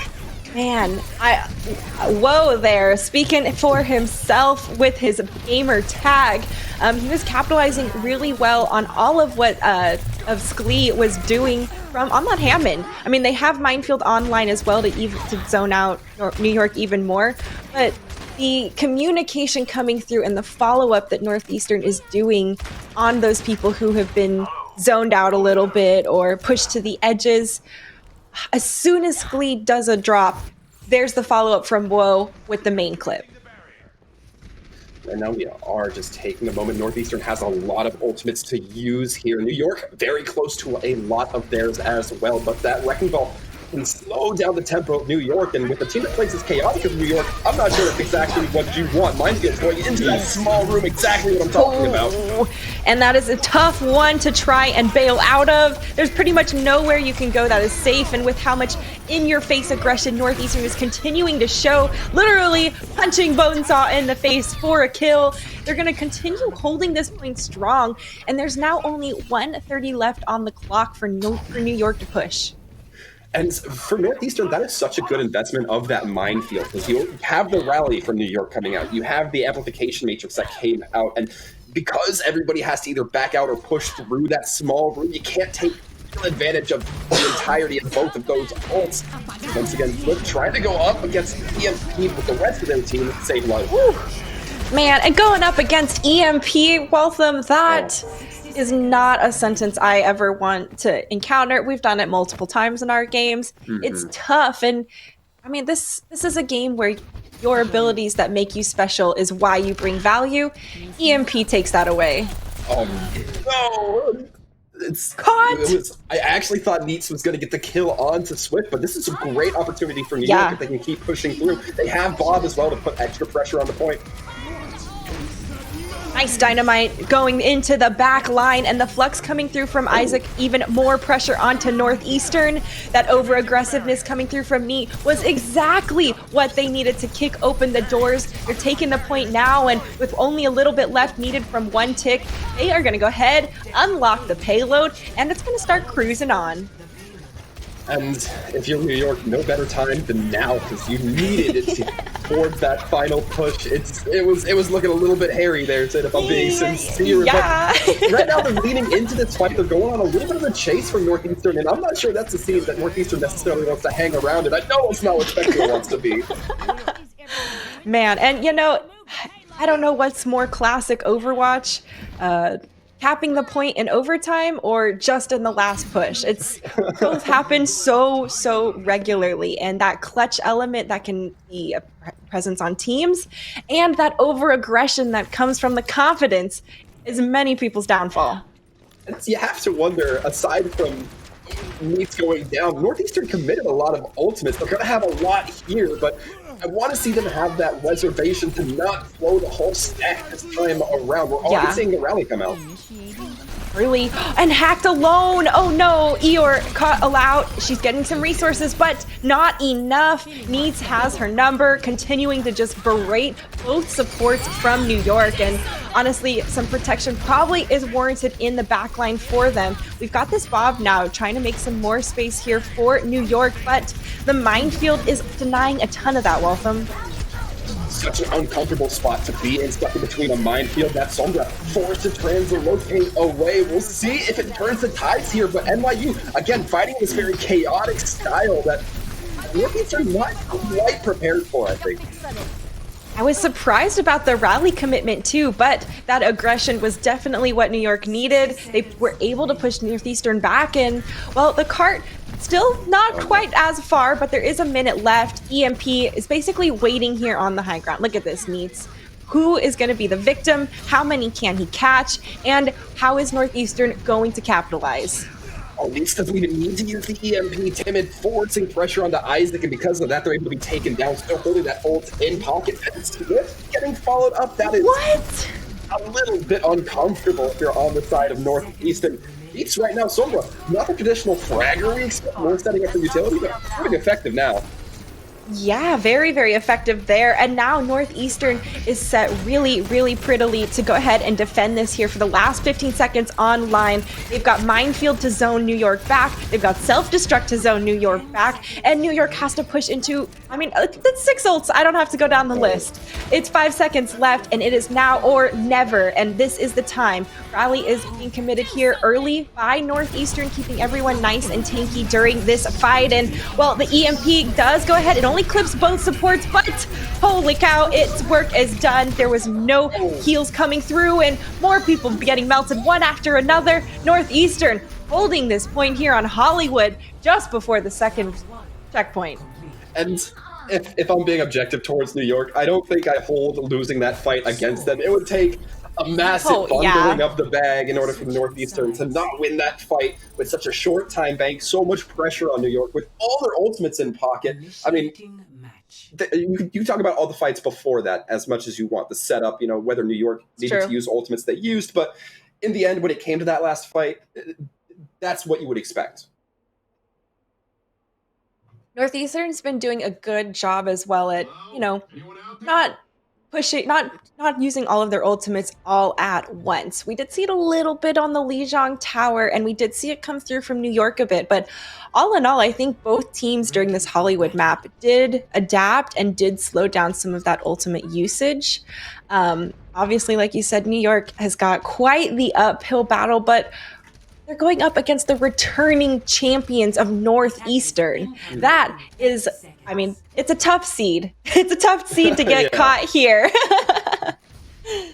And I mean, you look at what New York's mentality might be right now. They're running the Ori, they're running the Stake. They want to play something perhaps a little safer, and my concerns here come into the thing I feel like I've been talking about this entire set, where it's New York has the potential to break out into a little bit of chaos, and if that's the case, I don't think it benefits Bonesaw particularly. Ooh, I agree with you there. Chaos and Orisa. Orisa's the one that groups them all up to help manage the chaos. So curious to see how they're going to try and capitalize on that, or, minimize it coming through. New York is, posted up there, got quite the fortress on the high ground and keeping resources pumped into the tanks to keep them alive. They've gone ahead, given some space as Northeastern continues to push forward here. They don't want to get encircled, but they do want to make sure they're staying behind those shields, Waltham. I mean, it's exactly what you would expect. That Echo, the Ori, and Sigma both having those shields in two different angles to really cover a lot of that aerial damage, which you can only reposition those all so often. And right now it's a lot of throwing punches, but nobody's getting knocked out of this fight just yet. Sydney's still trying to get a lot of those abilities offline, but only halfway through. I mean, that was a beautiful caster curse that you just did right there, Waltham. As soon as you said it, Timid goes down, and then Spectro followed very soon after. So both supports coming out from Northeastern taken down, and what a great defensive hold there from New York. I feel like they're getting a handle on some of the aggression and what to expect from the DPS of Northeastern and how to mitigate it. And credit where it's due once again. Swift on this Cassidy. It's not the Ashe, it's not the Widowmaker, but still landing consistent enough pressure onto Neats, where Neats can't stay in these fights for too long. And that means that Northeastern kind of has to slow their tempo a little bit. It's exactly what I'm talking about. Swift can land 2 shots and still forces that Echo back. Doesn't result in a kill. It's just as fine. The time is still taken. This is scary for Northeastern. You do not want to aggress on Swift, hanging out behind the Amp Matrix. A nice shield is thrown there by Scoop, and it pretty much mitigated the majority of the damage. Not as many shield resources during that aggressive moment, and now Northeastern coming through, getting the kills, and, well, that's going to be them taking this first point. And we'll be taking the first point, but New York still has a little bit of time to regroup themselves, try to make this composition work, to try to make their team work on that second phase, that Streets phase. And they have a lot of ultimates. I would probably prefer not to see them swap things up too much. Northeastern doesn't seem like they're going to be changing up their composition. And I do give credit to Swift still putting a lot of pressure down onto that Echo. Perhaps a little bit too reserved on that Deadeye, though. Watch out for the duplicate online. Goes for the Baptiste, and he's shredded out of it so quickly. Nobody wants that threat of an Amp Matrix, and now it's actually going to be a minefield pressuring New York even more. They want to make sure they're trying to get around it, not jumping in, and, well, with Eeyore going down in the background, they're down a support, and they have got to regroup if they're going to try and hold this point for one last solid team fight. Oh, that Cassidy's not long for this world. A late turbocharger into this fight. Don't know if I agree with that one, but New York might have a different feel on tempo there. Scoop does go down, and New York actually able to clutch back a few kills. Love his rage. Playing excellently here, but I don't think it's enough to stall the cart. I don't think it's enough to really turn too much, especially considering Northeastern can have a little bit of a faster walk. That is true, and the payload does not have to move too much farther than it already has gone, and it only has to make it about halfway through this Streets phase here. Love is Rage definitely clutched it out for his team, but how much can he continue to do and keep this payload from getting to the objective? Northeastern about to have both Valk and Pulse Bomb online, and we've seen a lot of sticks so far, Waltham. Timid's already using it early.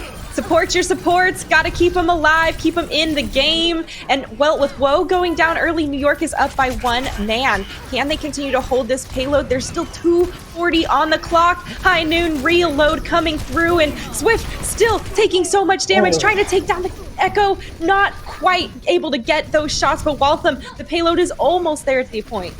It's almost there, but you look at Northeastern, they're not even focusing the cart. They just have that Zenyatta trying to keep eyes on it. They know that if Neats is able to do the damage they need, the rest will follow. And it looks like as soon as the trace is cleaned up, not much is going to be left for this world on the side of New York. Going to be the sticky bombs, trying to come out. A duplicate as well, but not going to be necessary. Nice try shot into the forehead of the Cassidy as he falls, and so did the chances of New York. Oh, yes, this is a tough battle for New York, and we see a Brigitte play of the game. That's not something we see very often. Why not? But can't blame. Again, a lot of damage done in this small room. I believe that's where we saw the minefields come out. We saw a few nasty engagements in that small room. Minefields, briquetas. There was a lot of damage to try and push through. And once again, props to Northeastern. They did a great job at just continuing to hold. And I really admire their ability to understand that they're winning the fight as a whole, even if they're not pushing the payload yet. They were pushing it for quite a time during some of that last fight, and they were still able to slowly encircle NYU, take them down one by one, and then knew after that they could go ahead and cap. Absolutely. And I'm a humble caster. I'm not, I don't have a master's degree in psychology or sociology or whatever other those social sciences might be beneficial here. But I do have to wonder, I've talked about NYU playing very chaotically. And Northeastern kind of felt like they learned that, they adapted to that. And while some members from New York were trying to create pressure, capture points, particularly on Lijiang, try to create some pressure onto that cart, Northeastern just went and punched the rest of their team in the face, and I think it worked fairly well. I mean, we will have a moment to kind of get into the minds of one of them in here in just a little bit, but overall, excellent play, and I don't necessarily think NYU played too poorly here, just a little bit uncoordinated for my taste. I agree. There's a little bit of cleanup, right? Like when you see a dance crew and they're just not quite perfect on those angles and the lines, but they're all doing the same moves. So it's definitely a very solid start. And NYU has a lot of potential. Northeastern is a very strong team, Waltham, and having a good performance like that, being able to take that much of Hollywood, I thought they pushed very well, especially on that opening fight of Hollywood. Yeah, I would very much. The last fight of Hollywood. There we go. Rewind it back a little bit. There's no VODs, there's no clipping. Nobody clip it, it's fine. But no, I definitely tend to agree. Hollywood, a very good look for NYU. I liked their first point hold. I really did. But unfortunately, it just wasn't quite good enough for them to manage over Northeastern. But if we went to a map 3 here, I'd have been pleased as punch. However, going to be wrapping things up. Northeastern going up 2-0 in their opponents versus NYU. And we are actually going to get to talk to the Brigitte play of the game that we just saw, Timid, from Northeastern Varsity. So we'll get to go ahead and see what's going on with them, and we'll be right back, folks.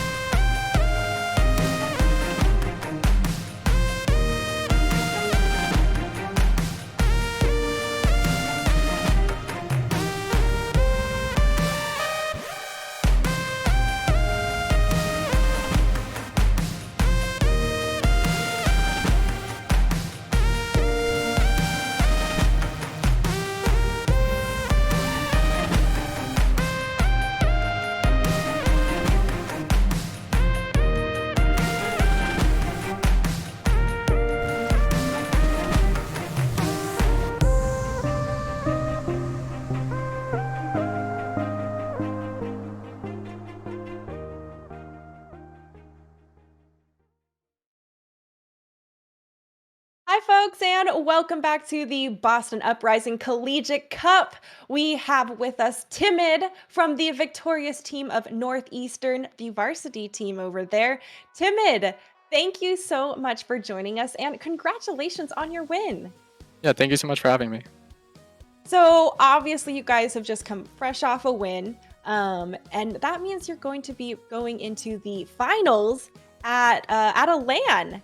What's kind of the mindset and the energy of the team knowing that you guys are going to go and compete in person? And are there any difference in preparations you might do for that? Yeah, I think we're really excited. We haven't had a LAN this season, so this is going to be our last opportunity to try and win at a LAN. So yeah, everyone's really excited for that. Nice. Do you think the pressure or the mindset of a LAN is going to be kind of different than what you guys might be used to in your normal season games or in a tournament like this? I think we'll be able to bring the energy. I know a lot of us get really excited when we're all playing together. And yeah, we're really excited to give UTD a really good game. So looking forward to that. Ooh, got some foreshadowing over there coming up in our next match, eh, Waltham? Yeah, it certainly seems so. And I I know mean, that not to discredit Northeastern, I think our A team is going to give them, it's going to bring it to them. But if we meet UTD, I think it's going to be a really good game. and we're talking a lot about looking forward to those lands and things like that, but I want to take it just to the present here. What is the prep work like for Northeastern? When I know that you guys have, for colleges, a fairly large size esports team, or teams I should say. Would you say that creates a huge difference in how you practice, how you kind of prepare yourselves for these matches? Yeah, so a lot of us are really busy with our coursework, so we stay on top of that. But for practice, we usually water review, get in our scrims. Yeah, so we're going to be prepping really hard for the LAN. Well, fantastic. Certainly love to hear it. Now, I want to at least focus a little bit on the match we just saw here. NYU, it looks like they were putting up quite a good fight. They just didn't quite have the necessary tools to necessarily take any points over you folks. Was there any point where NYU kind of threw something at you and you were a little bit surprised, a little bit caught off guard by what you were seeing? Yeah, so going to the match, we didn't really have any information on them. So we were just kind of prepping for everything. They kind of pulled out the ball most of the time. So I think we're really good into the ball mirror. We executed our dives and coordinated pretty well. And then they ended up pulling out double shield at the end, which we broke down. But yeah, they played well.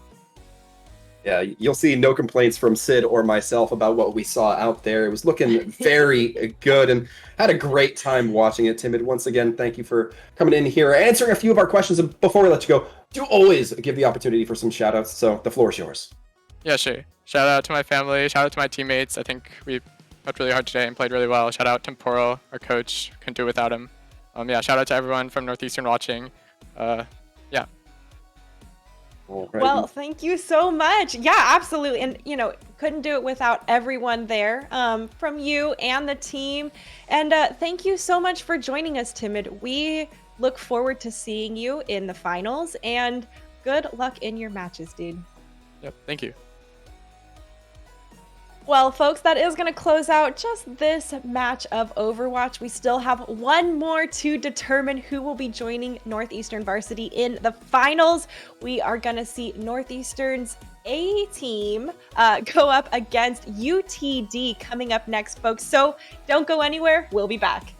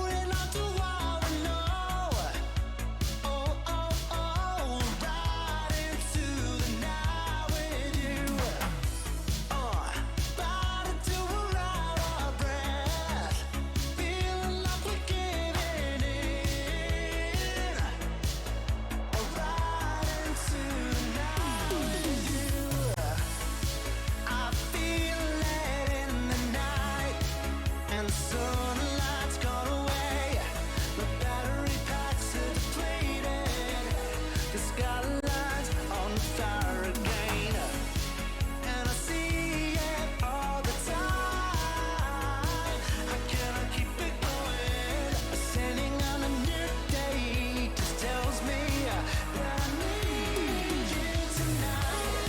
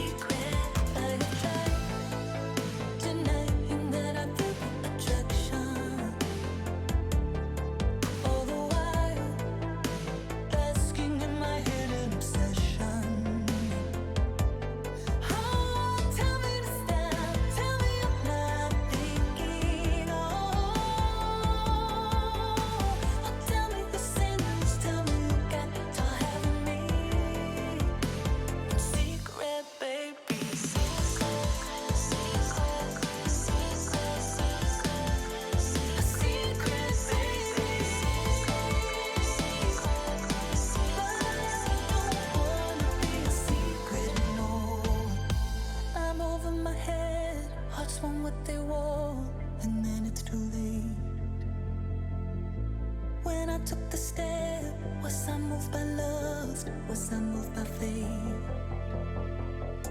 The truth has a way of finding the light or changing in time. Did I fall in love? Did I make it up inside my mind?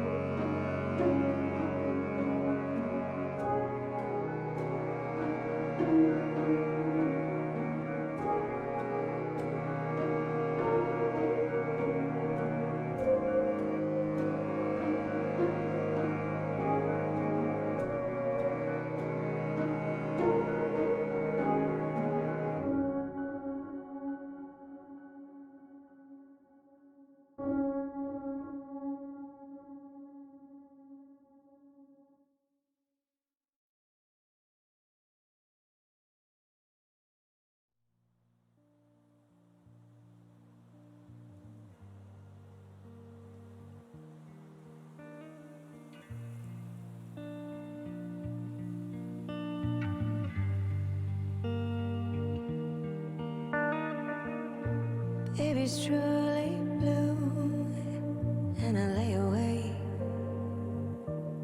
worrying about you.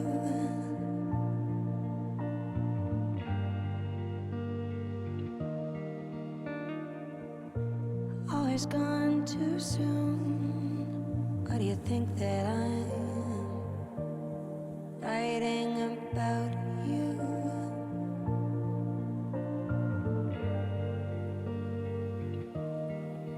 But it's too late now. But it's too late.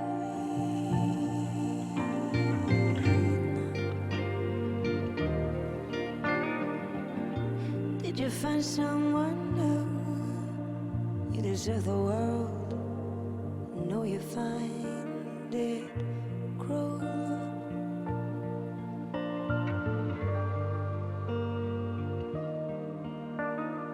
Meet me at the station. We can run from it all. No need to worry. I won't let you fall. Let you fall. But my baby is so blue. But my baby is so blue. Sorry, I don't love you. I'm sorry, I'm sorry, I'm sorry. I can't love you, I can't, I can't love you.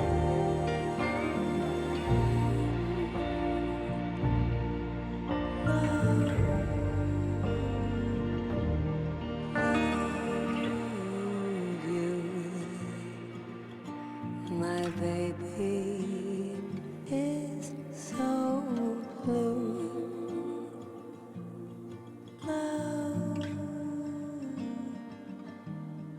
Love you. My baby is so blue.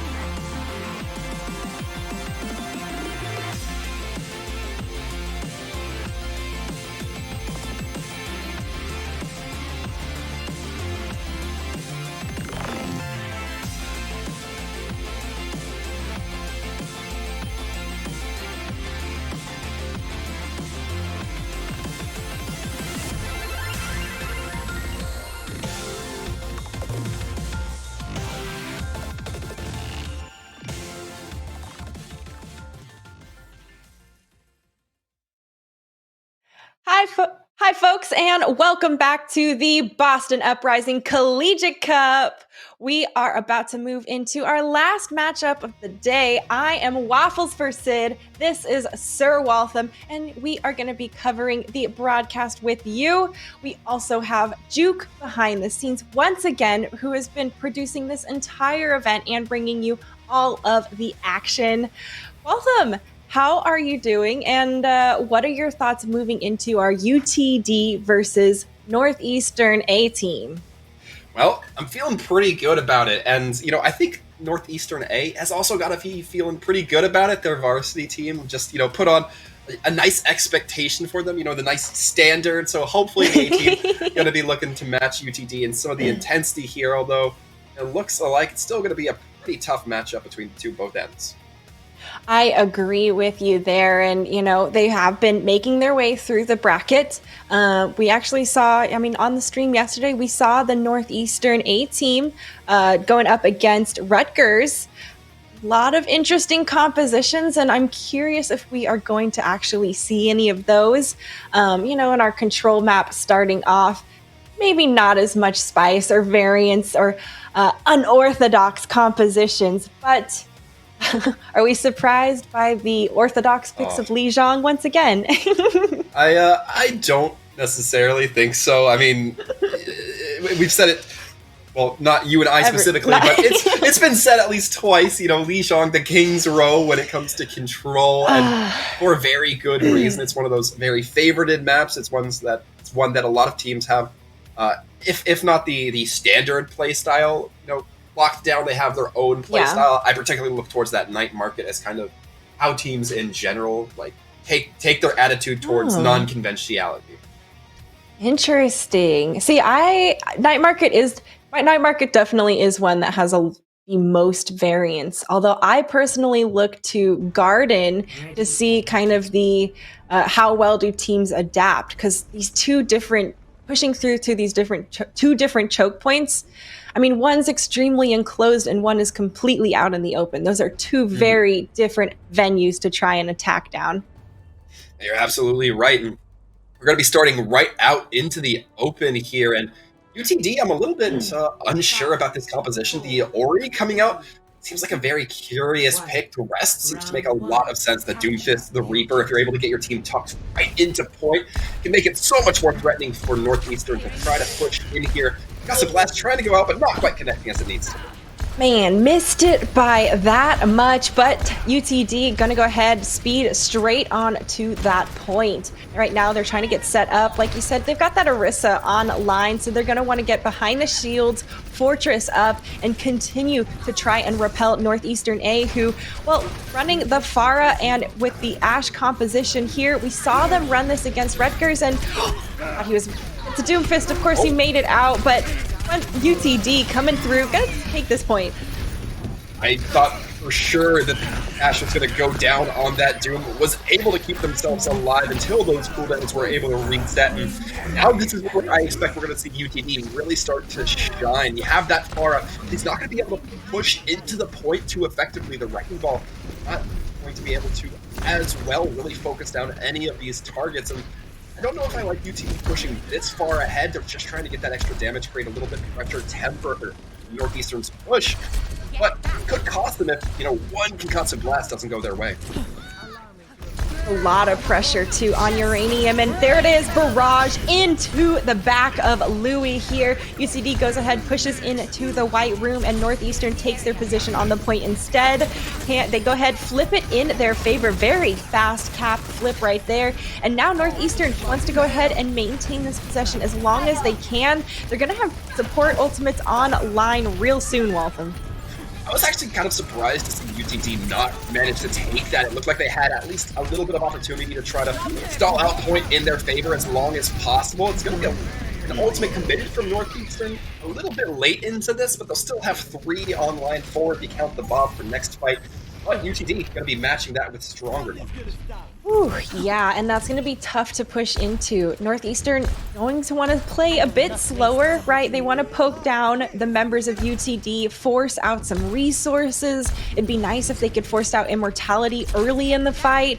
But with J-Chow, what a clutch save! Jukebox has to use his ultimate to keep himself alive in this fight and to prevent the boop off the edge. An engagement follows up soon after. UTD pulls the trigger, trying to keep themselves in this fight. DPS ultimate's thrown, and that's going to be a great recovery coming through from UTD. There were so many things that could have gone wrong for UTD. The Pharah almost gets the Sigma. The Baptiste is getting focused down by a Wrecking Ball, but the Immortality Field comes out. The Gravitic Flux comes out, and then the Pharah is able to get turned on. The Wrecking Ball is not there to help their team with that extra chaos.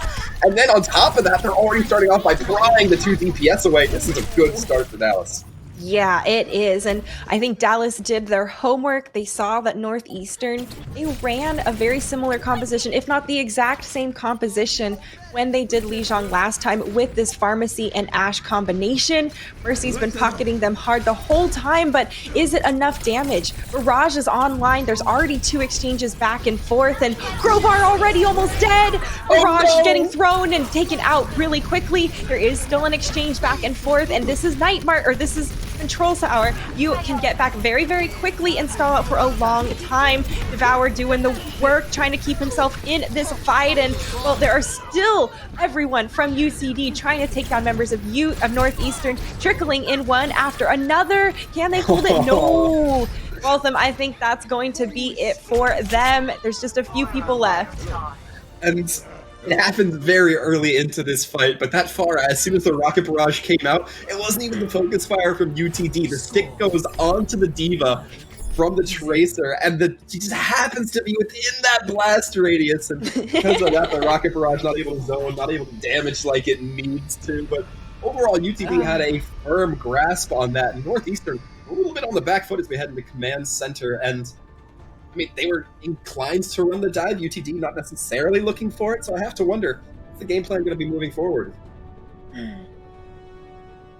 You know, last time at the Control Center, Northeastern A ran a Symmetra Ashe with a Sigma, and we see, you know, Sigma getting shown right here, but with J-Chow this time on the Cass. So that's going to be some CC on the board, but there is not going to be nearly as much spam damage online compared to UTD. They're running that Junkrat, which obviously can be I mean, it's not as effective if you pop the hit scan into the sky for a better angle. Not quite according to calculations coming through, but nonetheless, Northeastern knows to try and capitalize. They're up a man, and Waltham, they're going to TP onto the point here, try and engage. Trying to create some distraction at least, and the real downside for Northeastern is that they took a little bit too long. Not only did it give the Junkrat ample time to come back in, but you have to remember, Petal on that Sim's always going to be feeling a little bit better the longer she can stay in fights, the longer you can get that damage amped up, the longer you can build ammo off those shields, and as well, Jukebox going to be looking to build up charge as Zarya, and it looks like UTD has no breaks right now. Oh my gosh, they are getting close, and he's looking to boop them off the edge. Oh, goes off. This is, I mean, welcome to Lucio, right? They're able to jump across the walls, save themselves, and, well, he'll be back around for the next fight and ready. UTD going ahead, holding this choke point, and it's a tough choke to push into. You're stunned. Uranium is so charged up on this Symmetra, and, on the Symmetra, trying to take down members, and there it is. More kills coming through for Northeastern. Some tie-up with the tire, but Waltham, this might be what they need. Certainly might. Jukebox low on that health bar. He'll have to grab online though, but it looks like UTD going to continue to try to play for this percentage. The Sig gets caught up, and losing that tank does not give you a whole lot of options, especially with both your tanks now going down. Oh, the pin coming through from Louis was unexpected. Didn't have it online to try and counter him there from Mayonnaise. Mayonnaise does have the Earth Shatter online for the next engagement, but can they even catch their breath and make it through this choke? remains to be seen, but if they do, they can push past that Reinhardt, hopefully get a nice shatter and allow the DPS of Northeastern to try to do their jobs. But it's going to be tough. Again, a lot of damage, a lot of threat coming through here. They're slowly trying to whittle down the shield of Louis as well. Make that shatter a little easier. UTD's Chunky with the sound barrier online. A charge all the way up the line takes Crowbar out of this fight. Mayonnaise is so low and following suit. University of Texas Dallas is relentless, and Jukebox is charged. Jukebox looking real nice right now. 4% Lucio. Gonna be able to touch, but you gotta expect it's gonna be a quick response, especially with that amplification matrix. Now Proton Barrier as well, just coming in trying to seal things up just a little bit. A clean win there for UTD, and doing a nice job at honestly mitigating the aggression from Northeastern and then preventing them from being able to walk through the choke. I think Control Center is the most punishing map out of all of the Lijiang maps on that front. It's the hardest one to push out of on that. It really can be, and I mean, ultimate credit goes to UTD here. Of course, yeah. Ultimately, the only time they lost anything was when they got a little bit too up in their face. We saw that Lucio kind of surfing the sides of the control tower for perhaps a little bit longer, and then eventually took the fall. But even then, that wasn't necessarily Northeastern outplaying UTD. That was UTD getting a little bit too big for their britches, and it's something they may have to keep an eye on, try to temper that in the future matchups, whichever map is going to be coming up next. Yeah, and getting a little too big for your britches. We've seen Overwatch teams do that left and right. Waltham, I think I can take that 1v1 in the back. I'm feeling good, and ganged up on, mowed down, and now you've given your opponent an advantage. So, gotta be mindful of things like that. UTD, though, seems to be able to reel it in, keeping it competitive here. And, Northeastern University isn't going to want to give up without a fight. We are going to go over to our, hybrid map coming up next. And it looks like King's Row's going to be the option here, so too much. The choice here. Yeah.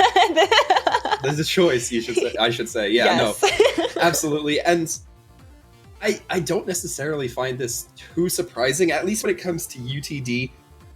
There's been one option that we've seen them kind of lean on a little bit more consistently, and that's the Doomfist. And on this first point, I don't think you just won't get as much leverage on that attack with the Doomfist. Maybe on the defense when you can set up onto some of those higher grounds, but even then it doesn't play too strongly into your composition for UTD. Yeah. Well, with Northeastern, if UTD did their homework, Northeastern ran a little bit of a squishier comp when they played this Kings Row map yesterday. They ran a Ash Soldier with a Sigma Ball composition on the defense. And for the whole map. So I'm pretty curious to see what UTD might do with that type of information, right? When you talk about typical Kings Row compositions we could or could not expect. I am excited though. I mean, Northeastern starting out on attack first. Let's talk about the defense. Yeah, I mean, like I was saying, you're going to see that Doomfist come through, but I'm not sure. Unless there's some really good setups that Cash has, and somebody who seems to lock in Doomfist that readily, I expect them to have some sort of rollout, some sort of setup. Yeah. But that's a very boom-bust throw, and they're going to be playing against a lot of snipers. But if you can get close, it's the getting close that really starts to be the rub, but Lord might get the drop on the Uranium Boss. Oh my gosh, deleted. I mean, that's a Doomfist for you right away. And this aggression coming out from UTD. Very, very frontline. Once again, touching the spawns essentially and waiting patiently for Cash to just get a pick. This could be a tough strategy. He is spotted out. Some information to be able to reveal Cash's location, but also UTD has a moment to have to regroup their team together, but it doesn't matter. This Baptiste has been haunted by the Doomfist. That is ugly. Man. Yeah, that is the woes of being the support back line. And look at that. We have changes coming over here from Northeastern. Chair's going to move over to that Moira, which will be considerably hardier against a Doomfist. Little surprised for seeing Devour on this Lucio, still not trying to keep with that Baptiste all that much, especially knowing the lows that have been made here. Just tries to get the combos, not quite able to make it work though, like Team Path. It's going to be tough to break through the choke. We see Doomfist just taking people down. Louis goes for the shatter, and it's all clean up from there. UTD is ready to hit the go button when they see one of their teammates, give an opportunity on a silver platter like that. It's kind of a nice change of tempo. We don't see the kills come in from Cash, but we do see a lot of the focus being diverted to Cash, which makes the frontline's job for you to be a lot easier, as do these dragons. Oh, charge with the dragons, and once again, Northeastern is in a tough position. Texas Dallas has been doing a great job at using their resources to help different members of their team engage, whether that is Louis or Cashier. Let's see these DPS trying to get those long-range shots. It's going to be a Diva Bomb going in, although it's just going to hold a little bit back. Actually gets the kill as well, so that's a very excellent start. Oh no, we hear the Dragon Strike coming through and doesn't quite pick up anyone. Northeastern still wants to try and push ahead. Self-destruct over the top from Jukebox is going to be zoning them out for just a moment. Oh no, caught here in the edge. Good thing you can fade away very quickly. None type though, coming up big in the kill feed. And UTD doing another great job at holding this defensive first point. And Waltham, there's only 1:18 left on the clock. But there is no main tank for UTD, and when it comes back, it's going to be the Winston. Earthshatter has to come in, land big, so Northeastern can try to clean. So much aggression here from UTD on top of it. They want to try and respond and hold this point, but Northeastern knows it is make or break time. 2 big picks onto the DPS coming through. UTD may be able to clutch this out here, prevent any kind of recontest. That is an absolute backbreaker. We're going to be seeing the hog switch. I don't disagree with it, but you have to be very careful. You now have no shields, which means that Hanzo can land shots a lot more consistently. And Hanzo's already been doing a fantastic job. Petal looking very lethal so far. It's perhaps only going to get worse. Hopefully, though, Mayonnaise can provide some reprieve against Cashier on that Doomfist, right? Get a little bit of hooks in. We have only got 22 seconds, though, and they need to adapt now. And it is tough. There's so much pressure. UTD has the ultimate advantage in the resources right now. Lots of damage coming through, and finally hooked there, sent to your death. There is going to be a spawn advantage here for Northeastern, but they are up against a wall. Waltham, Louis popped the Primal Rage. He's going to boop them all around the point. Self-destruct there in the back. Going to stall out for a moment, but as the OT bar wick burns down, it's going to be a first point hold here for University of Texas Dallas.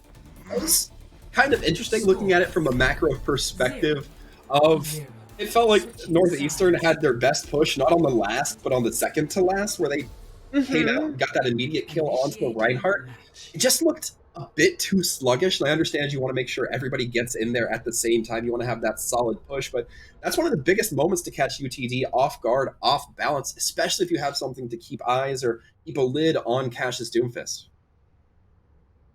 And he was a force to be reckoned with on that Doomfist, getting consistent opening picks on either support. Every time, Waltham, there's your sustainability out of the picture before you could actually get into the meat and potatoes of a fight. Now, it's like UTD are going to be up for that attack, and this is not going to be an easy job for Northeastern. They have to defend pretty much perfectly for I believe it's 4 minutes, and they're running out without anything on shield, and that's going to be a bit risky. That's incredibly risky, because now if there's a sniper on UTD, one headshot will do it for 4 of your members. Any sort of cooldowns that can't be blocked by shields now going to be so much more effective. It's a huge gamble here, Sid. It looks like UTD might take a bit of gamble as well with Cashier on the Bastion. And we, of course, have Petal on the Symmetra. So probably going to go ahead, TP on to the top of the statue. Top had it up and Free Fire down. So where is the damage going to be? Oh, he doesn't make it to the top. Missed it by that much, almost there. And now it is all going to be about some follow-up. UTD looking to try and push in. And, well, members of them are slowly encircling Northeastern, Waltham. And Northeastern holding on high, it's a valid strategy when you have a lot of time to play with. But with one tick, now somebody has to contest. And Bash is going to be looking right at point, making it so much harder. Ooh, one after another, members of Northeastern are getting pulled or dropping down onto the point. And that is just in the sightline of Kashir. And that's going to be a win there for UTD. Like a very fast game there, but Northeast just never felt like they quite had it on lock when it came to their attack again. A couple of openings they really could have seized advantage for, but thanks to some chaos caused by Cash, thanks to some super aggression coming out from the main tanks, this wasn't quite possible. Ooh, there we go. We were actually, I think, at Uranium's point of view when that sharp shot rolled through, because just suddenly, the tides were turned. And I gotta give a lot of credit to UTD's DPS. They were making some huge plays, bringing huge value, and in very different ways between both the Doomfist and the Hanzo that we saw come through. Yeah, and I mean, I was a little bit questionable about Cash's Doomfist, about how well it would play on that offense, but I mean, it served its part. Well, we didn't even see the Doomfist on the offense. It was the Bastion and the Sim. We saw the Mandata's hat, as I like to call it, try to come through. Eventually fell off the point, or off the statue, but it didn't really matter. Again, that positioning proving real superior for UTD, just able to pour down so much damage. And I think Northeastern didn't quite know how they wanted to respond to it. That, or they didn't truly realize how little time they had once somebody from UTD would get on the point. Absolutely. And, part of the difficulty of that is when you're going up against a team who is going to run the Bastion up there, they're going to throw all their resources in protecting him. You have to be ready to focus fire so fast, straight out of the gate as well. It's such a fast tempo strategy. And, with having the Roadhog and I believe the Sigma online, not as much potential as the Diva with the Defense Matrix to really mitigate that Bastion. But UTD did a great job, and that defense was outstanding from them. It really was. There were so many times where they looked like they should have been punishable, but just because of the support onto the tanks, because of the follow-up that was there as a team. I mean, Cash, I'll always say, was, causing quite a bit of chaos, but it seemed like the rest of UTD were very aware of that. We didn't see Cash necessarily being committed to a lot by the supports, knew exactly when he could and couldn't maneuver in and out of those fights. It was a little bit more aggressive when you have the Meteor Strike, and those are some of the Doomfist fundamentals that can get you huge volumes of value. Yeah, and the supports did a good job of being mindful of that too. That is a good point. And making sure that he has the resources, but he knows when he can or can't overcommit like that. UTD seemed to be in a great rhythm and synergy, and I gotta say, I am really looking forward to see them face off against the Northeastern varsity team at the finals.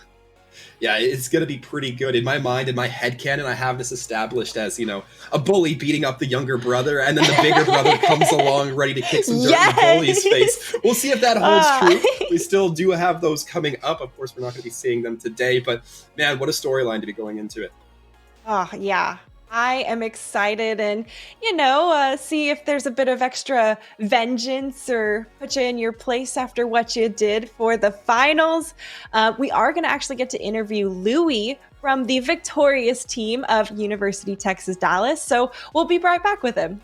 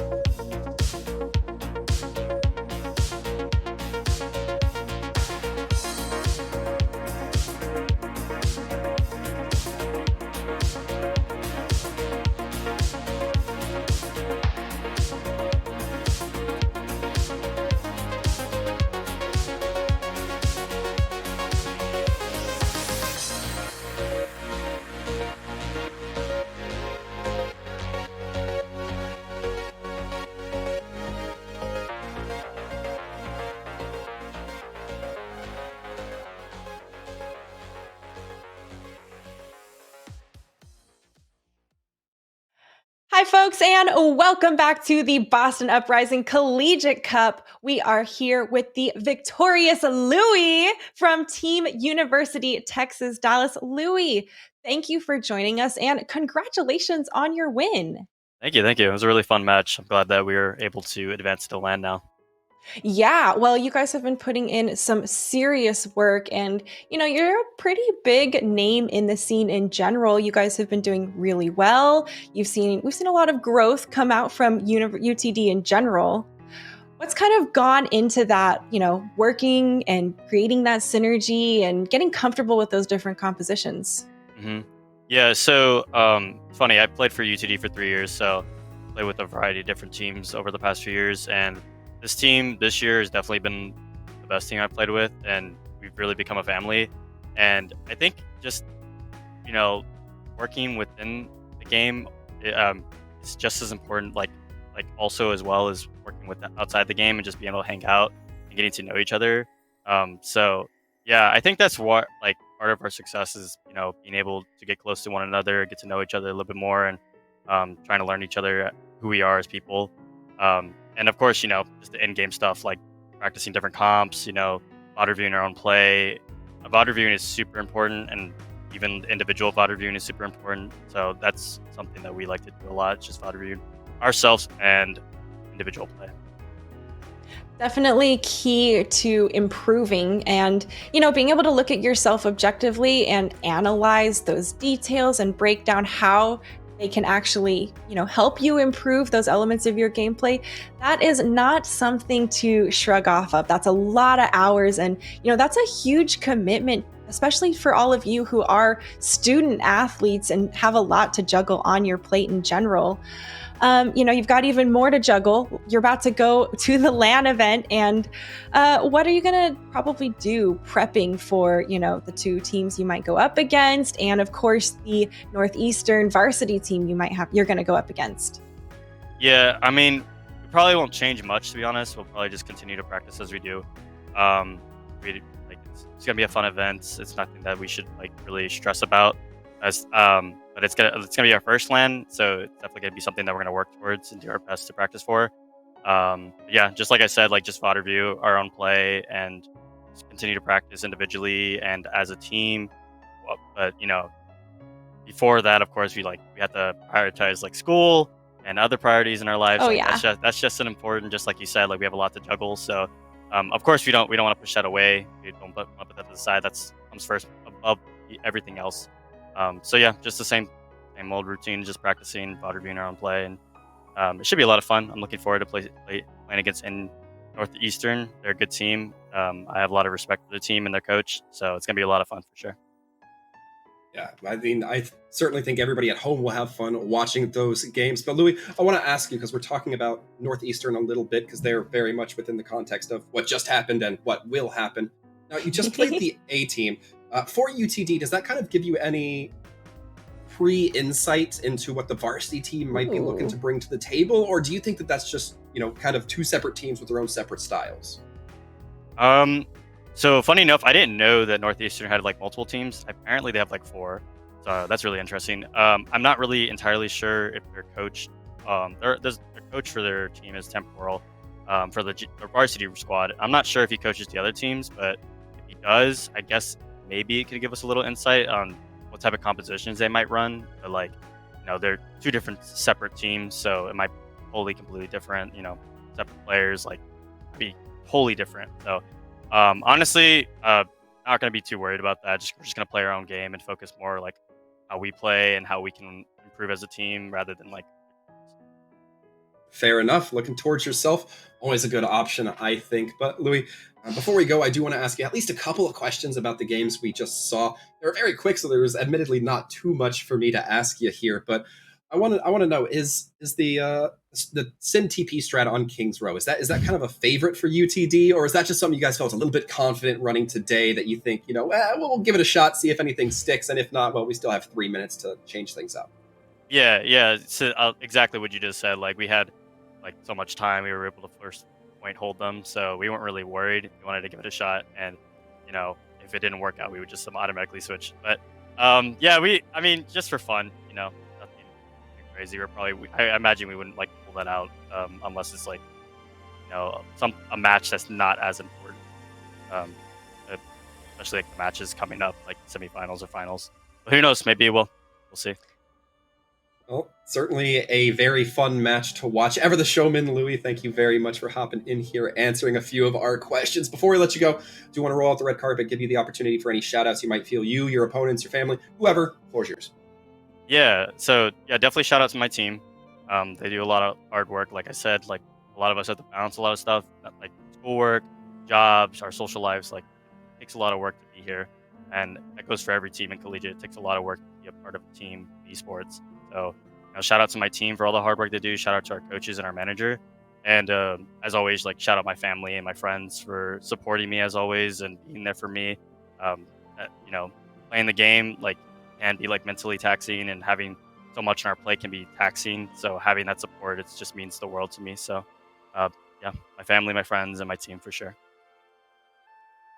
Well, Louis, thank you so much for joining us. And, you know, it is Easter weekend for those of you who celebrate. So props to all of the families out there who are helping support your student athletes, especially the ones who, you know, have all these games stack up right around finals. You know, the finals and the finals, they're all around the same time and really put the strain on you guys. So really best of luck to you, Louis.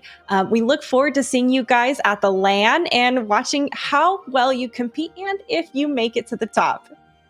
Yeah, thank you. I'm looking forward to it. I'm looking forward to playing Northeastern and hopefully either Bay State or UMass. We'll see. It'll be fun. Well, folks, that is probably going to close up our match of the evening.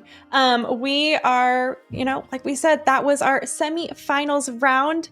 And Waltham, it is going to be an exciting matchup on the April 30th weekend when the finals occur. Yeah, if the games today are any sort of precursor to what we're expecting to see in the future, I'm expecting some really good matches against some really sharpened teams. So far, gonna love to see it. The only regret I have about this weekend, however, Sid, is that the games couldn't go on longer. We couldn't cast a bit more because I've been having a blast.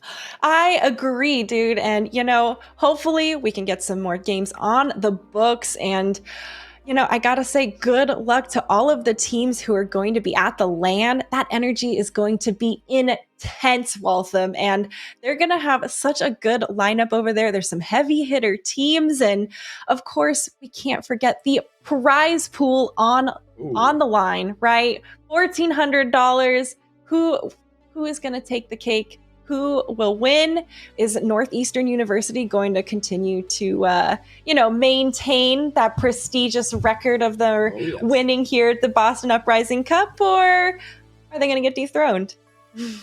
Either way, the only way to find out, folks, is to tune in with us when it happens. So we'll make sure to see you then. But until then, folks, make sure you stay safe and take care, everybody.